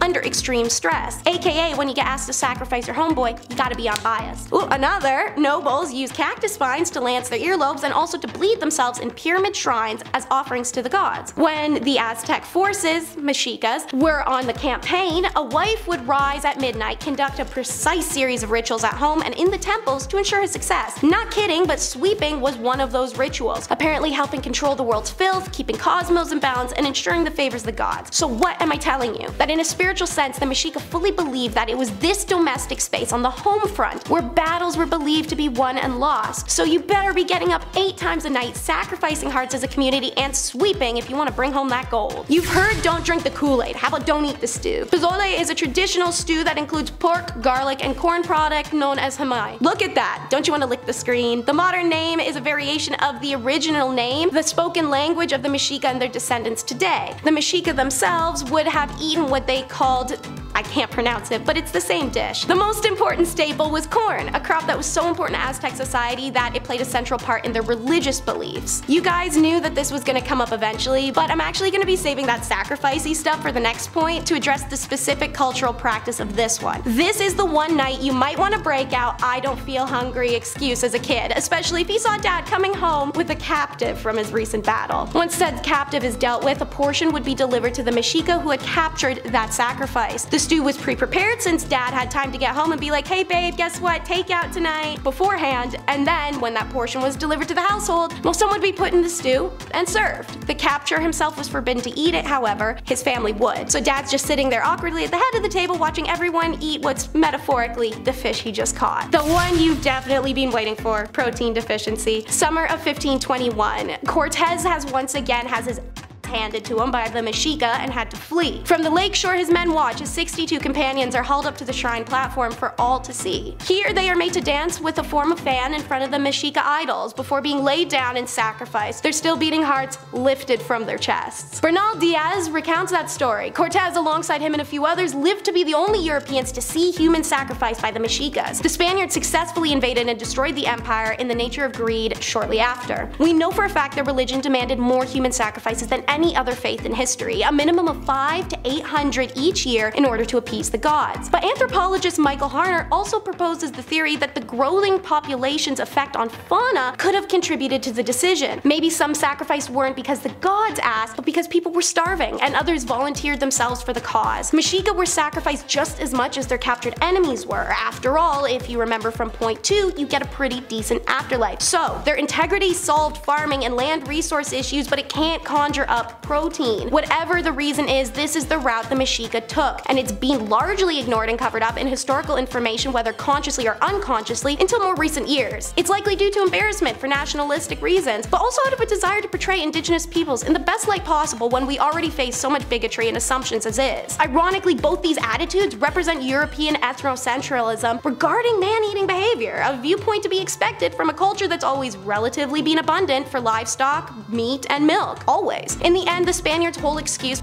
occurring the Mexica has always been the basis of preventing human sacrifice, but in reality it was a series of unprovoked attacks on the Mexica leading up to the massacre, purely because of the gold they had. They didn't know about the sacrifices till later. So ask yourself, why is the Mexica seen as so evil for sacrificing then? Killing or dying for religion isn't even close to abnormal. Look at the Crusades and the Holy Wars, really any slaying in the name of the Bible and other religious texts, and how we managed to rationalize it. Why does history do so for colonialists who oversaw the erasure of these indigenous peoples worldwide in the name of religion and greed? breed and dub them as men of their time, yet condemn the Mexica for doing way less than what they did. It's the same words, different font. New circus, same monkeys. You get the picture. Starting our list off at number 10, short teeth. Ooh, this one hurts right off the bat. The Renaissance period saw a fun trend that makes me cringe. I had to start off with it and then I'll recover and we'll move on. Women during this era were categorized by features like wide hips, a narrow waist, long legs, all the craziest restrictive clothing you can imagine, they had it. However, there were also peculiar notions of beauty that emerged from this time. Short teeth, yeah, little teeth, file them down. It was believed that the smaller the teeth in length, the more attractive they were considered. As a result, individuals would go to extreme length to achieve this desired look. Again, back in this era, it wasn't done in the best, most ideal way, I guess you could say. Teeth were sometimes filed down to reduce their size, aiming to create the impression of dainty and delicate teeth. Delicate now that you shaved off all the enamel. Number 9, medieval tights. I'm actually wearing a pair right now. You just can't see. Haha. During the Middle Ages, men would wear tights. Now, this was associated with practicality and functionality rather than fashion. Although I'm sure some of these noble lords absolutely cooked wearing these tights, you know? Look like Link from Zelda. They look great out there. I'm sure some of these guys invented fashion. That's all I'm saying. Sir Lulu of House Lemons. I'm like, oh, these look great. Tights were an essential garment for both men and women alike. They provided warmth, protection, and ease of movement, of course, particularly for those engaged in physical activities such as horseback riding and combat, or doing top 10 lists for YouTube. It's also a pretty good one. Tights were typically made from wool or linen, and they covered the legs from the waist to the feet. Of course, they were worn underneath other garments like tunics and doublets, and as the Middle Ages progressed, tights began to be made from silk, and more decorative elements were soon added, reflecting a blend of practicality, but now for sure fashion. Now we definitely have a lick of fashion in those Spanx. They also reserved a symbol of status and wealth, as of course only the affluent could afford such a fancy pair of tights. Yeah, imagine that, tights are fancy. Number 8, ancient Greek unibrow. I love this one, this is so good. I might bring this back. Ancient Greek dudes, I'll start by saying they did not f around. You're pretty fit, pretty jacked, wouldn't want to fight any of them at any time. That being said, this one's kind of funny. In ancient Greek culture, a unibrow was considered a desirable trait and was connected with beauty and intelligence. The unibrow was believed to be a sign of strong character and an indication of a person's high intellectual and moral qualities. It was even imitated by those who did not naturally have a unibrow. How fun, they would just lie to you. That's great. The ancient Greeks valued symmetry and harmony in physical appearance, and the unibrow was considered to enhance the balance and attractiveness of your face. Damn, maybe I should stop shaving my unibrow right there. Time for my intellectual properties to rise up. Number 7, you're so vain. During the 17th century in Great Britain, the wealthy and aristocratic, they embraced an extreme trend of pale skin. A lot of pale dudes. They also adopted plunging necklines to partially expose their chest area as a fashionable statement. Victorian cleavage, what an invention, we love that. The combination of a pale complexion and exposed clothing symbolized affluence and the ability to avoid sun exposure, unlike peasants, you know, who actually see the sun day in, day out. God forbid you caught a UV ray and you were also a royal.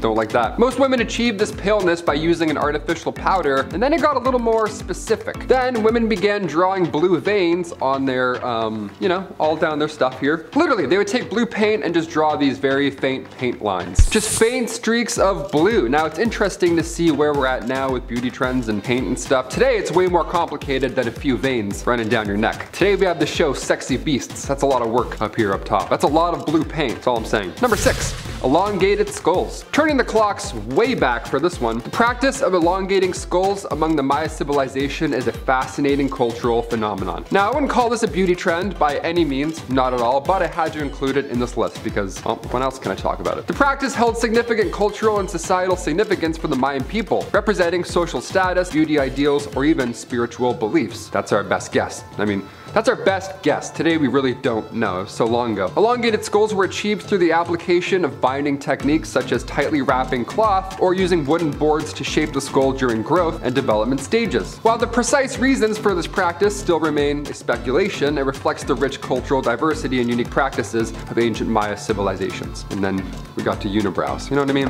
Where have we gone? Number 5, custom corsets. In the 19th century, the hourglass shape was considered the ideal shape of a woman's body. Of course, that's so natural looking. Love that. and the narrower the waist was, the more beautiful this lady was considered. So in an attempt to stand out from others, women would tighten their corsets impossibly tight, more and more, so that their waist could literally be wrapped with 2 palms. Yeah, so much so their internal organs were actually compressed. Horrible, and that fast blood flow was now blocked. Corsets were made from various materials, including whalebone and steel, that's horrible, and they were often heavily boned for support. While corsets did provide an appearance of elegance, they also subjected women to discomfort and restricted movement, which is not great. We don't love that. We don't love standing still, not being able to breathe. Over time, concerns about health and restrictive nature of corsets, this grew, leading to the emergence of reform movements advocating for more comfortable and less constricting undergarments. Like, please, I can't breathe. Can you please? I'm trying to go to a ball. Number 4, Renaissance forehead. Forehead. You see what I did there. During the Renaissance era, high curved foreheads were considered a beauty ideal for both men and women alike. Now, this aesthetic preference came from the belief that a high and pronounced forehead was a sign of intelligence, wisdom, and refinement. It's not. It's really not. You look stressed out more than anything. It was associated with classical beauty and the idealized proportions found in ancient Greek and Roman sculptures. I saw a bunch of bald statues and they're like, oh, that could be me. I could look just like that guy. Hopefully not entirely, but up top. To achieve this look, individuals would pluck or shave their hairline quite the ways back to create the appearance of a higher forehead. They would purposely give themselves a Coach Hines, all in the name of fashion. All in the name of beauty. We love that. Number 3. Black teeth. During the Heian period in Japan from 794 to 1185, the tradition of ohaguro, or teeth blackening, was widely practiced and considered a symbol of beauty and maturity. Blacken out your teeth, there we go. The process involved using a solution made with iron fillings, vinegar tea, and rice wine. When applied to the teeth, it created a blackened effect. Now, while the staining was not permanent, the smell of the mixture was quite unpleasant. Now, despite this, ohaguro remained popular for centuries and was embraced by both men and women as a fashion statement and also as a cultural marker of age and status in Japanese society. Today we have, it's kind of coming back. I don't know, we have influencers with charcoal toothpaste. A little bit different, but this trend, it's on its way back. I can feel it. I can feel the blackened teeth coming back into fashion. Number 2.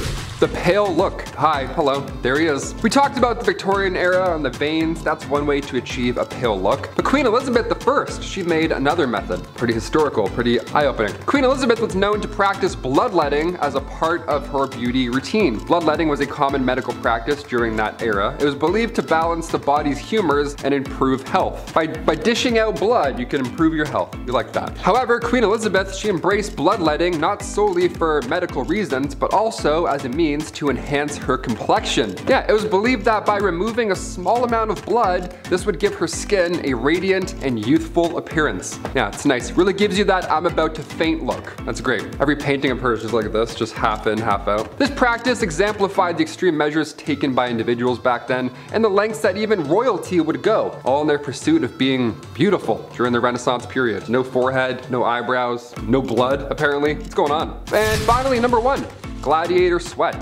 Yes, ancient times will end here. In ancient times, the sweat of gladiators was believed to possess medicinal and even magical properties. Yeah, abracadabra, this guy's gonna take his head off. Some individuals would collect the sweat of gladiators and apply it to their skin as a beauty treatment, which is pretty yucky. They believed that it could improve complexion and, again, youthfulness. Just a guy's sweat rubbing on your lips. You're like, hope I get young again. Fingers crossed. This practice stemmed from the belief that in transference of strength and courage through physical contact, which I don't think that's a thing. Scientifically, hasn't been confirmed. These gladiators were completely bald also. Considering the times, gladiators also practiced shaving their entire bodies, which helped reduce the risk of lice and made wounds easier to clean.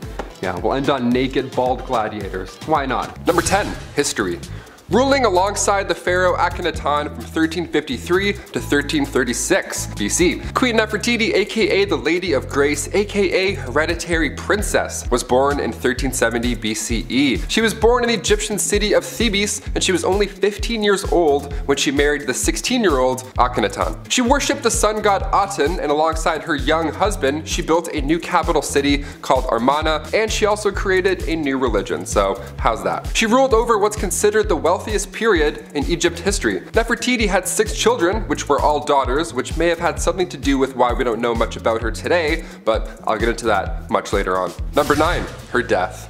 After changing Egypt's religious and political structure, soaring to new heights as a woman in the Egyptian court, the queen just vanished, just like that. And on this video, we're going to try and figure out what may have happened to her. During the 12th year of the 17 that her husband ruled for, historical records seem to have just wiped out the queen's legacy. She was gone from everything. Many believe that she didn't actually die, but rather she disguised herself and continued to rule. The next in line after Akhenaton's reign was the pharaoh Smenkhare. Was that really Nefertiti in disguise? I hope so. That would be pretty sweet if we proved that and figured that out. I'm really rooting for that. The reason we believe that she may have disguised herself as a man is because of the female pharaoh Hatshepsut, because they ruled with a fake beard in the 15th century. It's known that they had a big traditional fake beard. It's cool. It's like kind of flashy. I kind of want one. I can't grow a beard or a mustache, so I kind of want a fake one myself. Lastly, there's a theory that the reason Nefertiti was banished was because she couldn't produce a male heir. We've gotten closer to uncovering the truth though recently in 2015, when Nicholas Reeves and Mamdouh El-Damadi found what they think is a hidden doorway in King Tut's tomb that contains perhaps the sarcophagus of the lost queen. I'll get into that shortly, but first we need to talk about her modern day origins.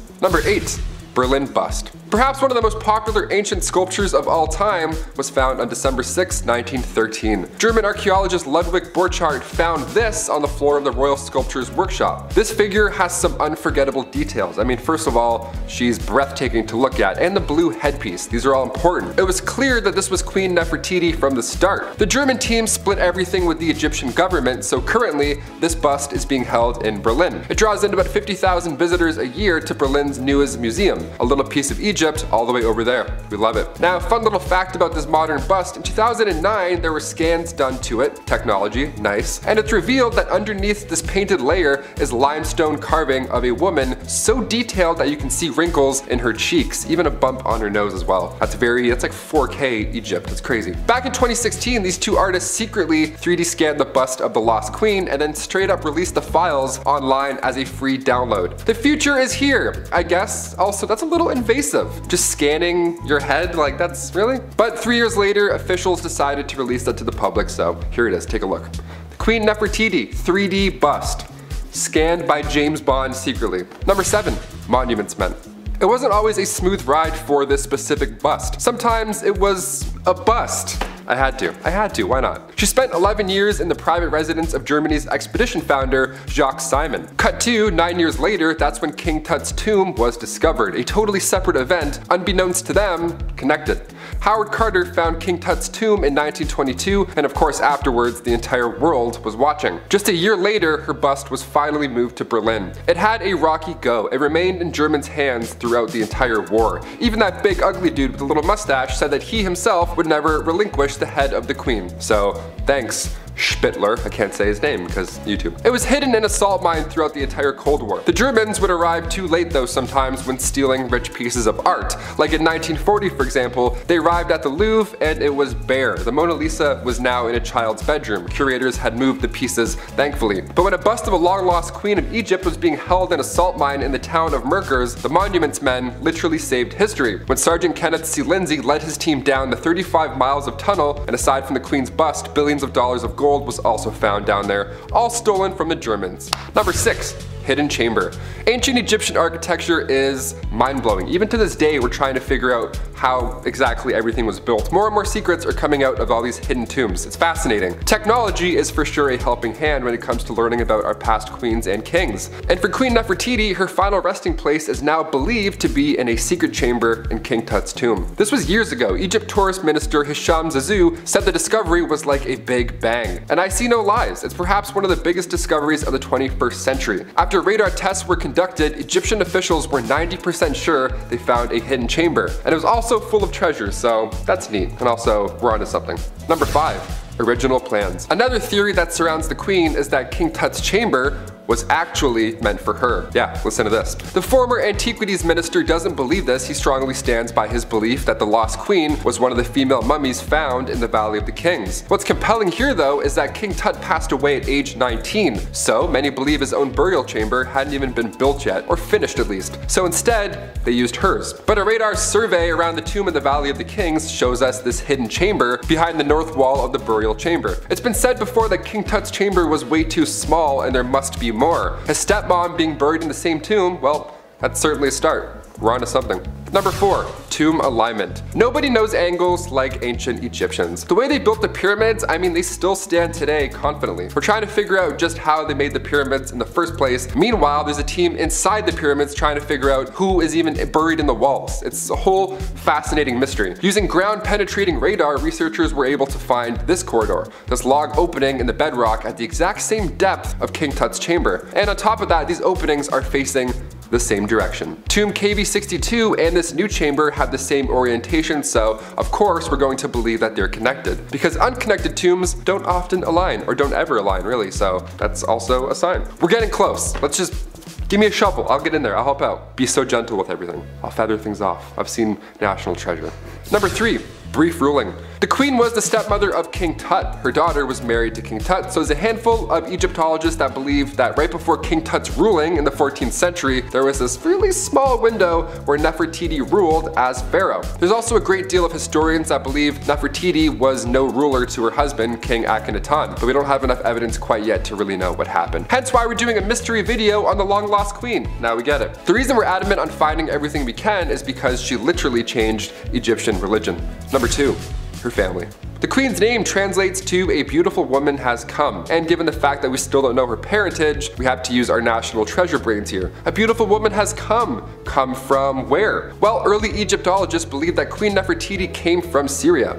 Back then, it was Mitanni. Her family roots are still debatable, but there's reason to believe that Nefertiti was actually Egyptian born. In fact, many believe she's related to King Akhenaten. We don't really know. The lost queen did have children of her own. She had 6 daughters, like I mentioned before, 2 of which became queens of Egypt. She may have also been the daughter of A, who at the time was an advisor for the king, and ended up becoming pharaoh after King Tut's death in 1323. So, we have no idea, but we're getting so close. I feel like we're like years away from finding everything we need to know, but also, this last point is pretty interesting. Number 1. Sun God origins. Okay, one of the most interesting facts about all of this was the religious impact that the queen made on ancient Egypt. Both her and King Akhenaten were in a cult. How fascinating is that? They were in the cult of the sun god Aton. In the earliest accounts of the queen, she assisted her husband in a ritual that smited the female enemies of Egypt at the time. There have been a few blocks that have since been recovered from the Theban tombs of the royal butler that depicts the queen wearing her unique blue crown, so definitely her, part of these sun god rituals. So, cut to the end of the king's ruling, the Aton was now Egypt's main god. She made a new god. She convinced everyone to believe in a new god. That's incredible. We can't even decide on who's gonna win America's Got Talent. She's like trading in traditions and religions. That's wild. Guys, those were 10 mysteries that still surround the lost queen Nefertiti, but before you go, starting our list off at number 10, the first skull. Before we get into some mysterious happenings in history, we have to talk about the very first Neanderthal skull that was ever discovered. The discovery came about back in 1829. The skull was found in a cave near Angus, Belgium. Now at the time, they didn't even realize it was the skull of a Neanderthal. That knowledge came much later, around 1856. And at that time, quarry workers were ripping apart limestone in a Fedhover cave near the Germany city Dusseldorf. But this skull was found in Neanderthal, a small valley of the Dussel River. Yeah. Hence, the name, now we understand that. The skull was human, but it wasn't. This was game changing. Number 9, medicine. You can only imagine the various injuries Neanderthals would have, hunting down a mammoth or, a bison 3 times the size of you. Odds are you're gonna get a bruise or 2. So what did Neanderthals do at this point? Well, that's what this pile of bones is for. Yeah, it's so dark, right? How did Neanderthals live so long without a pharmacy? All that yelling, no halls, that's gonna hurt. Neanderthals' medical skills are pretty similar to what our ancestors did. Herbal remedies, baby, that's it, herbal remedies. They managed fevers, but when the pain got too bad, chewing on a specific tree may have helped tolerate the pain. So now when looking back to these piles of bones, we find fragments of these leaves in their, dental cavities. We could study their teeth and be like, yes, I can see what you had for lunch. This makes sense. 40,000 years before penicillin, Neanderthals were chewing on aspirin. They were brilliant. Little dirty secret there. Number 8. Ancient art. Okay, here's where we're at with Neanderthals and art. First of all, we don't have actual representational art, but we do have symbolism. That's pretty close, and also just as fascinating in my opinion, especially when they look like this. These are eagle talons, right? They're about 130,000 years old. They were found recently in the Krapina Neanderthal site in Croatia. Now researchers believe that they were part of a jewelry set, like earrings, or part of a necklace. I couldn't even make this now with the YouTube tutorial. You know what I mean? Yet somehow civilizations were crafting this thousands of years ago. 130,000 years ago. That's crazy. Number 7. The Indus River Valley Civilization. What's now modern Pakistan was one of the world's earliest societies ever. It was also referred to as the Harappan Civilization, or the Indus. And they were actually quite large. We often hear about Vikings and how, there were thousands of them, or the 300 Spartan warriors. Well, the Indus were in the millions. Aside from the other earliest civilizations, Egyptians and Mesopotamians, they were considered the most extensive.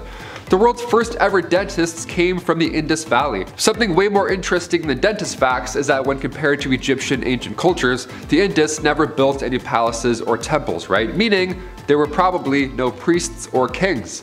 But we still get to study ancient texts. Those are always fun and often confusing. The Indus Valley Civilization had a language that we're slowly but surely deciphering. But even so, there's around 250 to 500 characters that still remain a mystery. So, we can figure out what these guys ate thousands of years ago, but we have no idea what they were saying. Signs be hard. Number 6. Göbekli Tepe. Just 6 miles from the ancient Turkish city Urfa, Göbekli Tepe is 100,000 years old. And they are these massive stone circles created by a civilization that predates Stonehenge by 6,000 years. We're convinced it's the world's oldest temple, a holy temple rather. This area in the world, now it may not be a spectacle, but thousands of years ago, you would be able to see the horizon in every direction from this point. You would also see herds of beautiful animals racing by. There'd be fields of barley, wild wheat. It would have looked like a temple from The Legend of Zelda. It was gorgeous and the landscape was fresh. Mind you, because it was so long ago. It was discovered back in 1960s. University anthropologists, they were doing a survey of the region, they found this place and assumed that it was an ancient cemetery and nothing more, and then continued on their merry way. Then cut to 1994, Klaus Schmidt was doing surveys for himself, found the same site, and knew right away from the first glance that this was man-made. Oh, imagine that. Imagine missing Göbekli Tepe the first time and being like, the cemetery. Number 5. Anasazi. Before the first skyscrapers were built in the 1880s, the Anasazi built massive stone buildings on the side of cliffs back in the 12th century. Some of these walls housed up to hundreds of residents, right? Like a skyscraper, a building, like a condo, just in the wall. What's now present-day Mesa Verde National Park was pretty intense back in the earlier days. Scientists have uncovered some hints as to where these creative cliff builders disappeared to.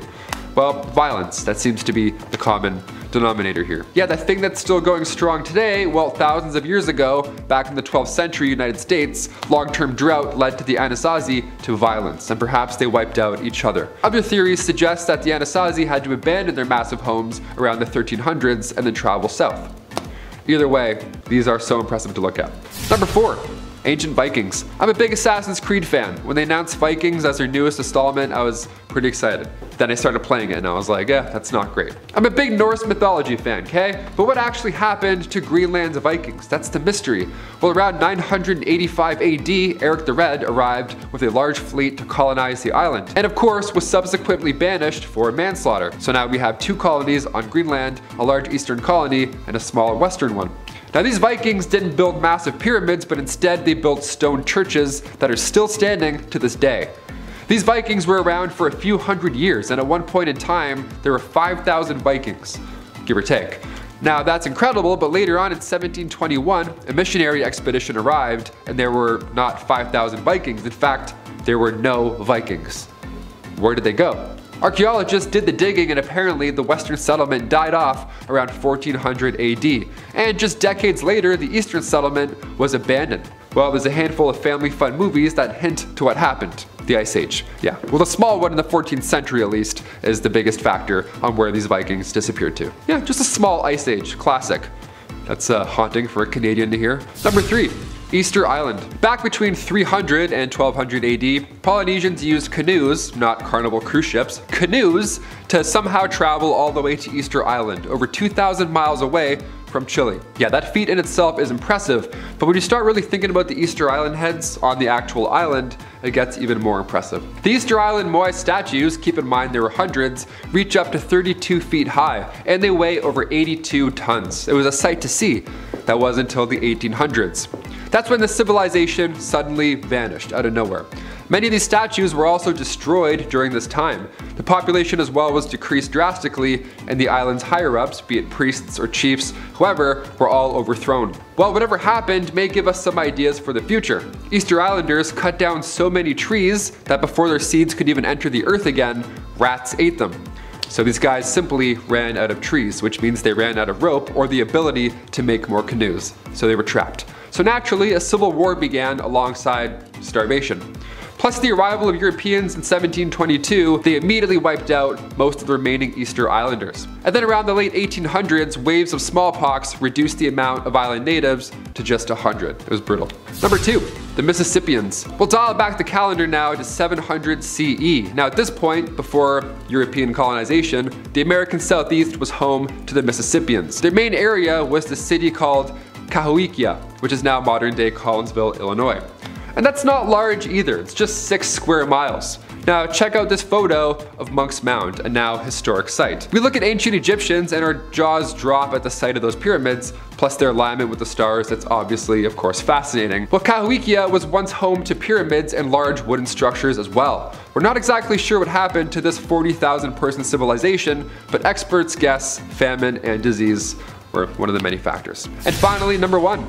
Clovis. Taking a look at some mammoth hunters for our last point here. Now this civilization is considered the first inhabitants of the New World. Pretty intense stuff. Hunters would use what's called Clovis points to get their next meal. They would use chipped flint, and they had to hunt bison, mammoths, deer, anything that had skin to be used for shelter and or clothing. In fact, this 10,000-year-old civilization may have disappeared at the same time as mammoths.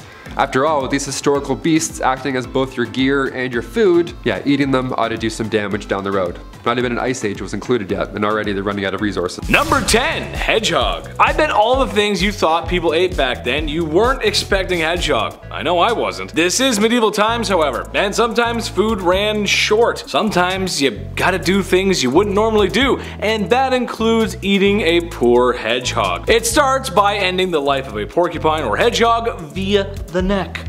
Ooh, gross. Singeing all of those protective spine needles, gutting the poor little guy where it was then boiled so it would naturally unravel because you know they're always rolled up. Alternatively, you could bake them in clay for that Hannibal experience. Sonic be nimble, Sonic be quick, but that quick enough to avoid our appetites. It's kind of sick. I don't know, I couldn't think of a rhyme there. It's just gross.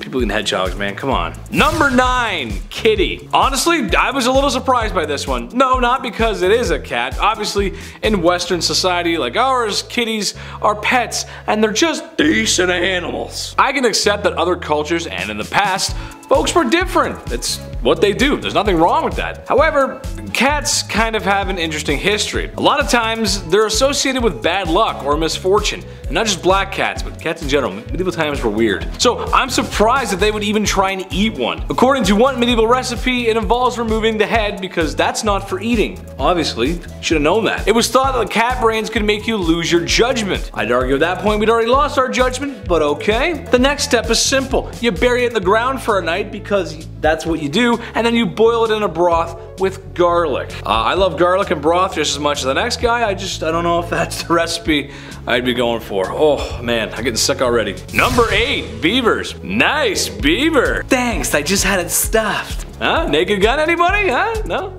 I love Leslie Nielsen movies, what can I say? One day, folks, I promise I'll be there. Speaking of Canadian icons, beavers. It's my national animal, and if you end up on fairgrounds, you can almost bet you will find a vendor selling fried beaver tails. The northern states will know what I'm talking about, but for the southern and western states, who for sure eat this but have a different name for it, it's fried dough. It's not actually an actual beaver tail. Beaver tails are delicious, especially with a Nutella spread. Oh, that's my favorite. The hot Nutella, it's beautiful. However, in medieval times, beavers were quite popular. It makes more sense than you think. They were already valuable for their furs, and apparently, well, they were sought after for the round boys. You know what I'm talking about? Cough here. The trend of gotta do what you gotta do is gonna come up a lot on this list. That's just kind of how things go. There's an animal, you're gonna eat it.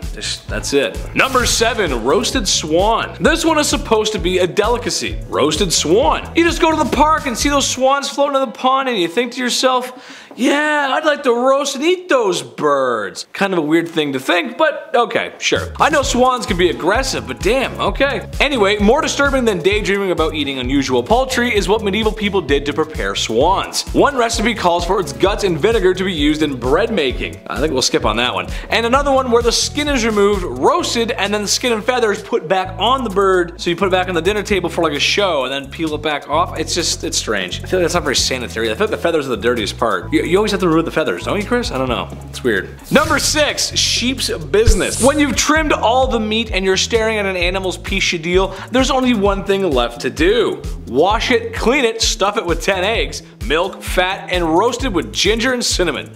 Sounds yummy, honestly. I just wish it was a better, cut of meat and not the sheep's meat. Like I said, it's a case of you gotta do what you gotta do. I know today there are some dishes involving the undercarriage of bulls, and I hear it's good, but you can't blame me if a tad skeptical. So that one was all about a sheep's his gabagool, his Wiener von Schnitzelminer. Number 5, garbage stew. Ever walk down the stairs and say, "Mom, what's for dinner?" And she says, "I don't know," but pulls off whatever she's got from the fridge and the pantry and makes a great meal, even though deep down inside she hasn't been grocery shopping because she got into the wine, but acted as if she had everything under control when she totally didn't. Shout out to all the moms out there who do great work. You're the best. Way to go, moms. Well, that's what medieval garbage stew was, minus the whole mom part. It's a little bit of everything and anything and everything that's left over. Guts, chicken feet, leftover salt, spices if any were available, livers. You get the point. It's kind of gross, but at some point, after trial and error, you'd probably come up with something delicious. Enough garlic and broth, maybe a little bit more kitty. Throw in some sheep gabagool while you're at it. Why not, Number 4, helmeted chicken. Working 9 to 5 is hard. It takes tough people, both blue and white collar folks with grit to wake up every morning and get the job done for their families. This is true of peasantry in medieval times. It was tough, but someone had to do it. So imagine, if you would, how you would feel after grueling days of work in the fields, defending your farm from foreign invaders and maintaining a family. That's a tall order. After all that, you find out that royalty have been having extravagant dinners and meals and having meat every meal, which is kind of rare for peasants. It wasn't that common. Not only are they having meat, but they're having multiple types of meat at the same dinner, and on top of that, they're sewing poultry on top of pigs to make it look like it was a knight in a coat of arms riding into battle. Just like a turducken, because they're bored, and that's what a helmeted chicken was. Boredom. Crazy. People are starving outside and they're like, "We should sew the chicken and the pig together." Number 3, humble pie. I'll cut the brass tacks on this one. I've never had venison before, but I hear it's good. I'm willing to try it. I like trying new things. Then I can say no, However, the entrails of a deer and other wild animals baked into a pie, that I'm not too sure of. I don't know. Maybe it's because I'm thinking about a big greasy chef who's using his bare hands, which most likely haven't been washed, and he's pounding guts into the pie like a jackhammer. The sounds, the smells, and well, it just doesn't taste good in my imagination. However, this one was quite common. It was a very common dish in medieval times. I don't know why, but it was. Can you imagine eating an entrail pie? Oh, that must be awful. Number 2, chicken beer. This one's great. You guys are gonna love this one. Beer, the elixir of life. It's how Homer Simpson functions, and honestly, I don't blame him. It makes sports fun and watching reality TV shows when you're forced to enjoyable. Beer is no modern invention, and its hoppy roots can be found in ancient times. However, the Middle Ages were no different. There's lots of beer back then. Thank God. However, let's take a look at a different recipe, if you will. This one includes raisins, mace, nutmeg, dates, and a boiled chicken beaten like a tough cut of meat. All of these ingredients were then put into a canvas bag and left to steep until fermentation took place. Now, doesn't that sound like you just want to pop the caps of a couple of those bad boys? Boiled chicken beer? Yes, please. More like no thanks. That sounds awful. Boiled chicken beer, goddamn. And coming in the number 1 spot today, we have lamprey. Wait till the editor pulls up a picture of these bad boys. Hideous, ugly fish with lots of little sharp teeth around a suction cup mouth, perfect for sucking blood. they're bloodsuckers. While you cover up your wrist, medieval people loved these little devils. This was also thought of as a delicacy. King Henry I loved them so much, in fact, well, it actually might have been his undoing. He ate too many of them, apparently. Gross. Stay off the leeches, guys. If anything, stay off the leeches. They're gross. Don't. No. Anyways, guys, that's gonna wrap it up for me today.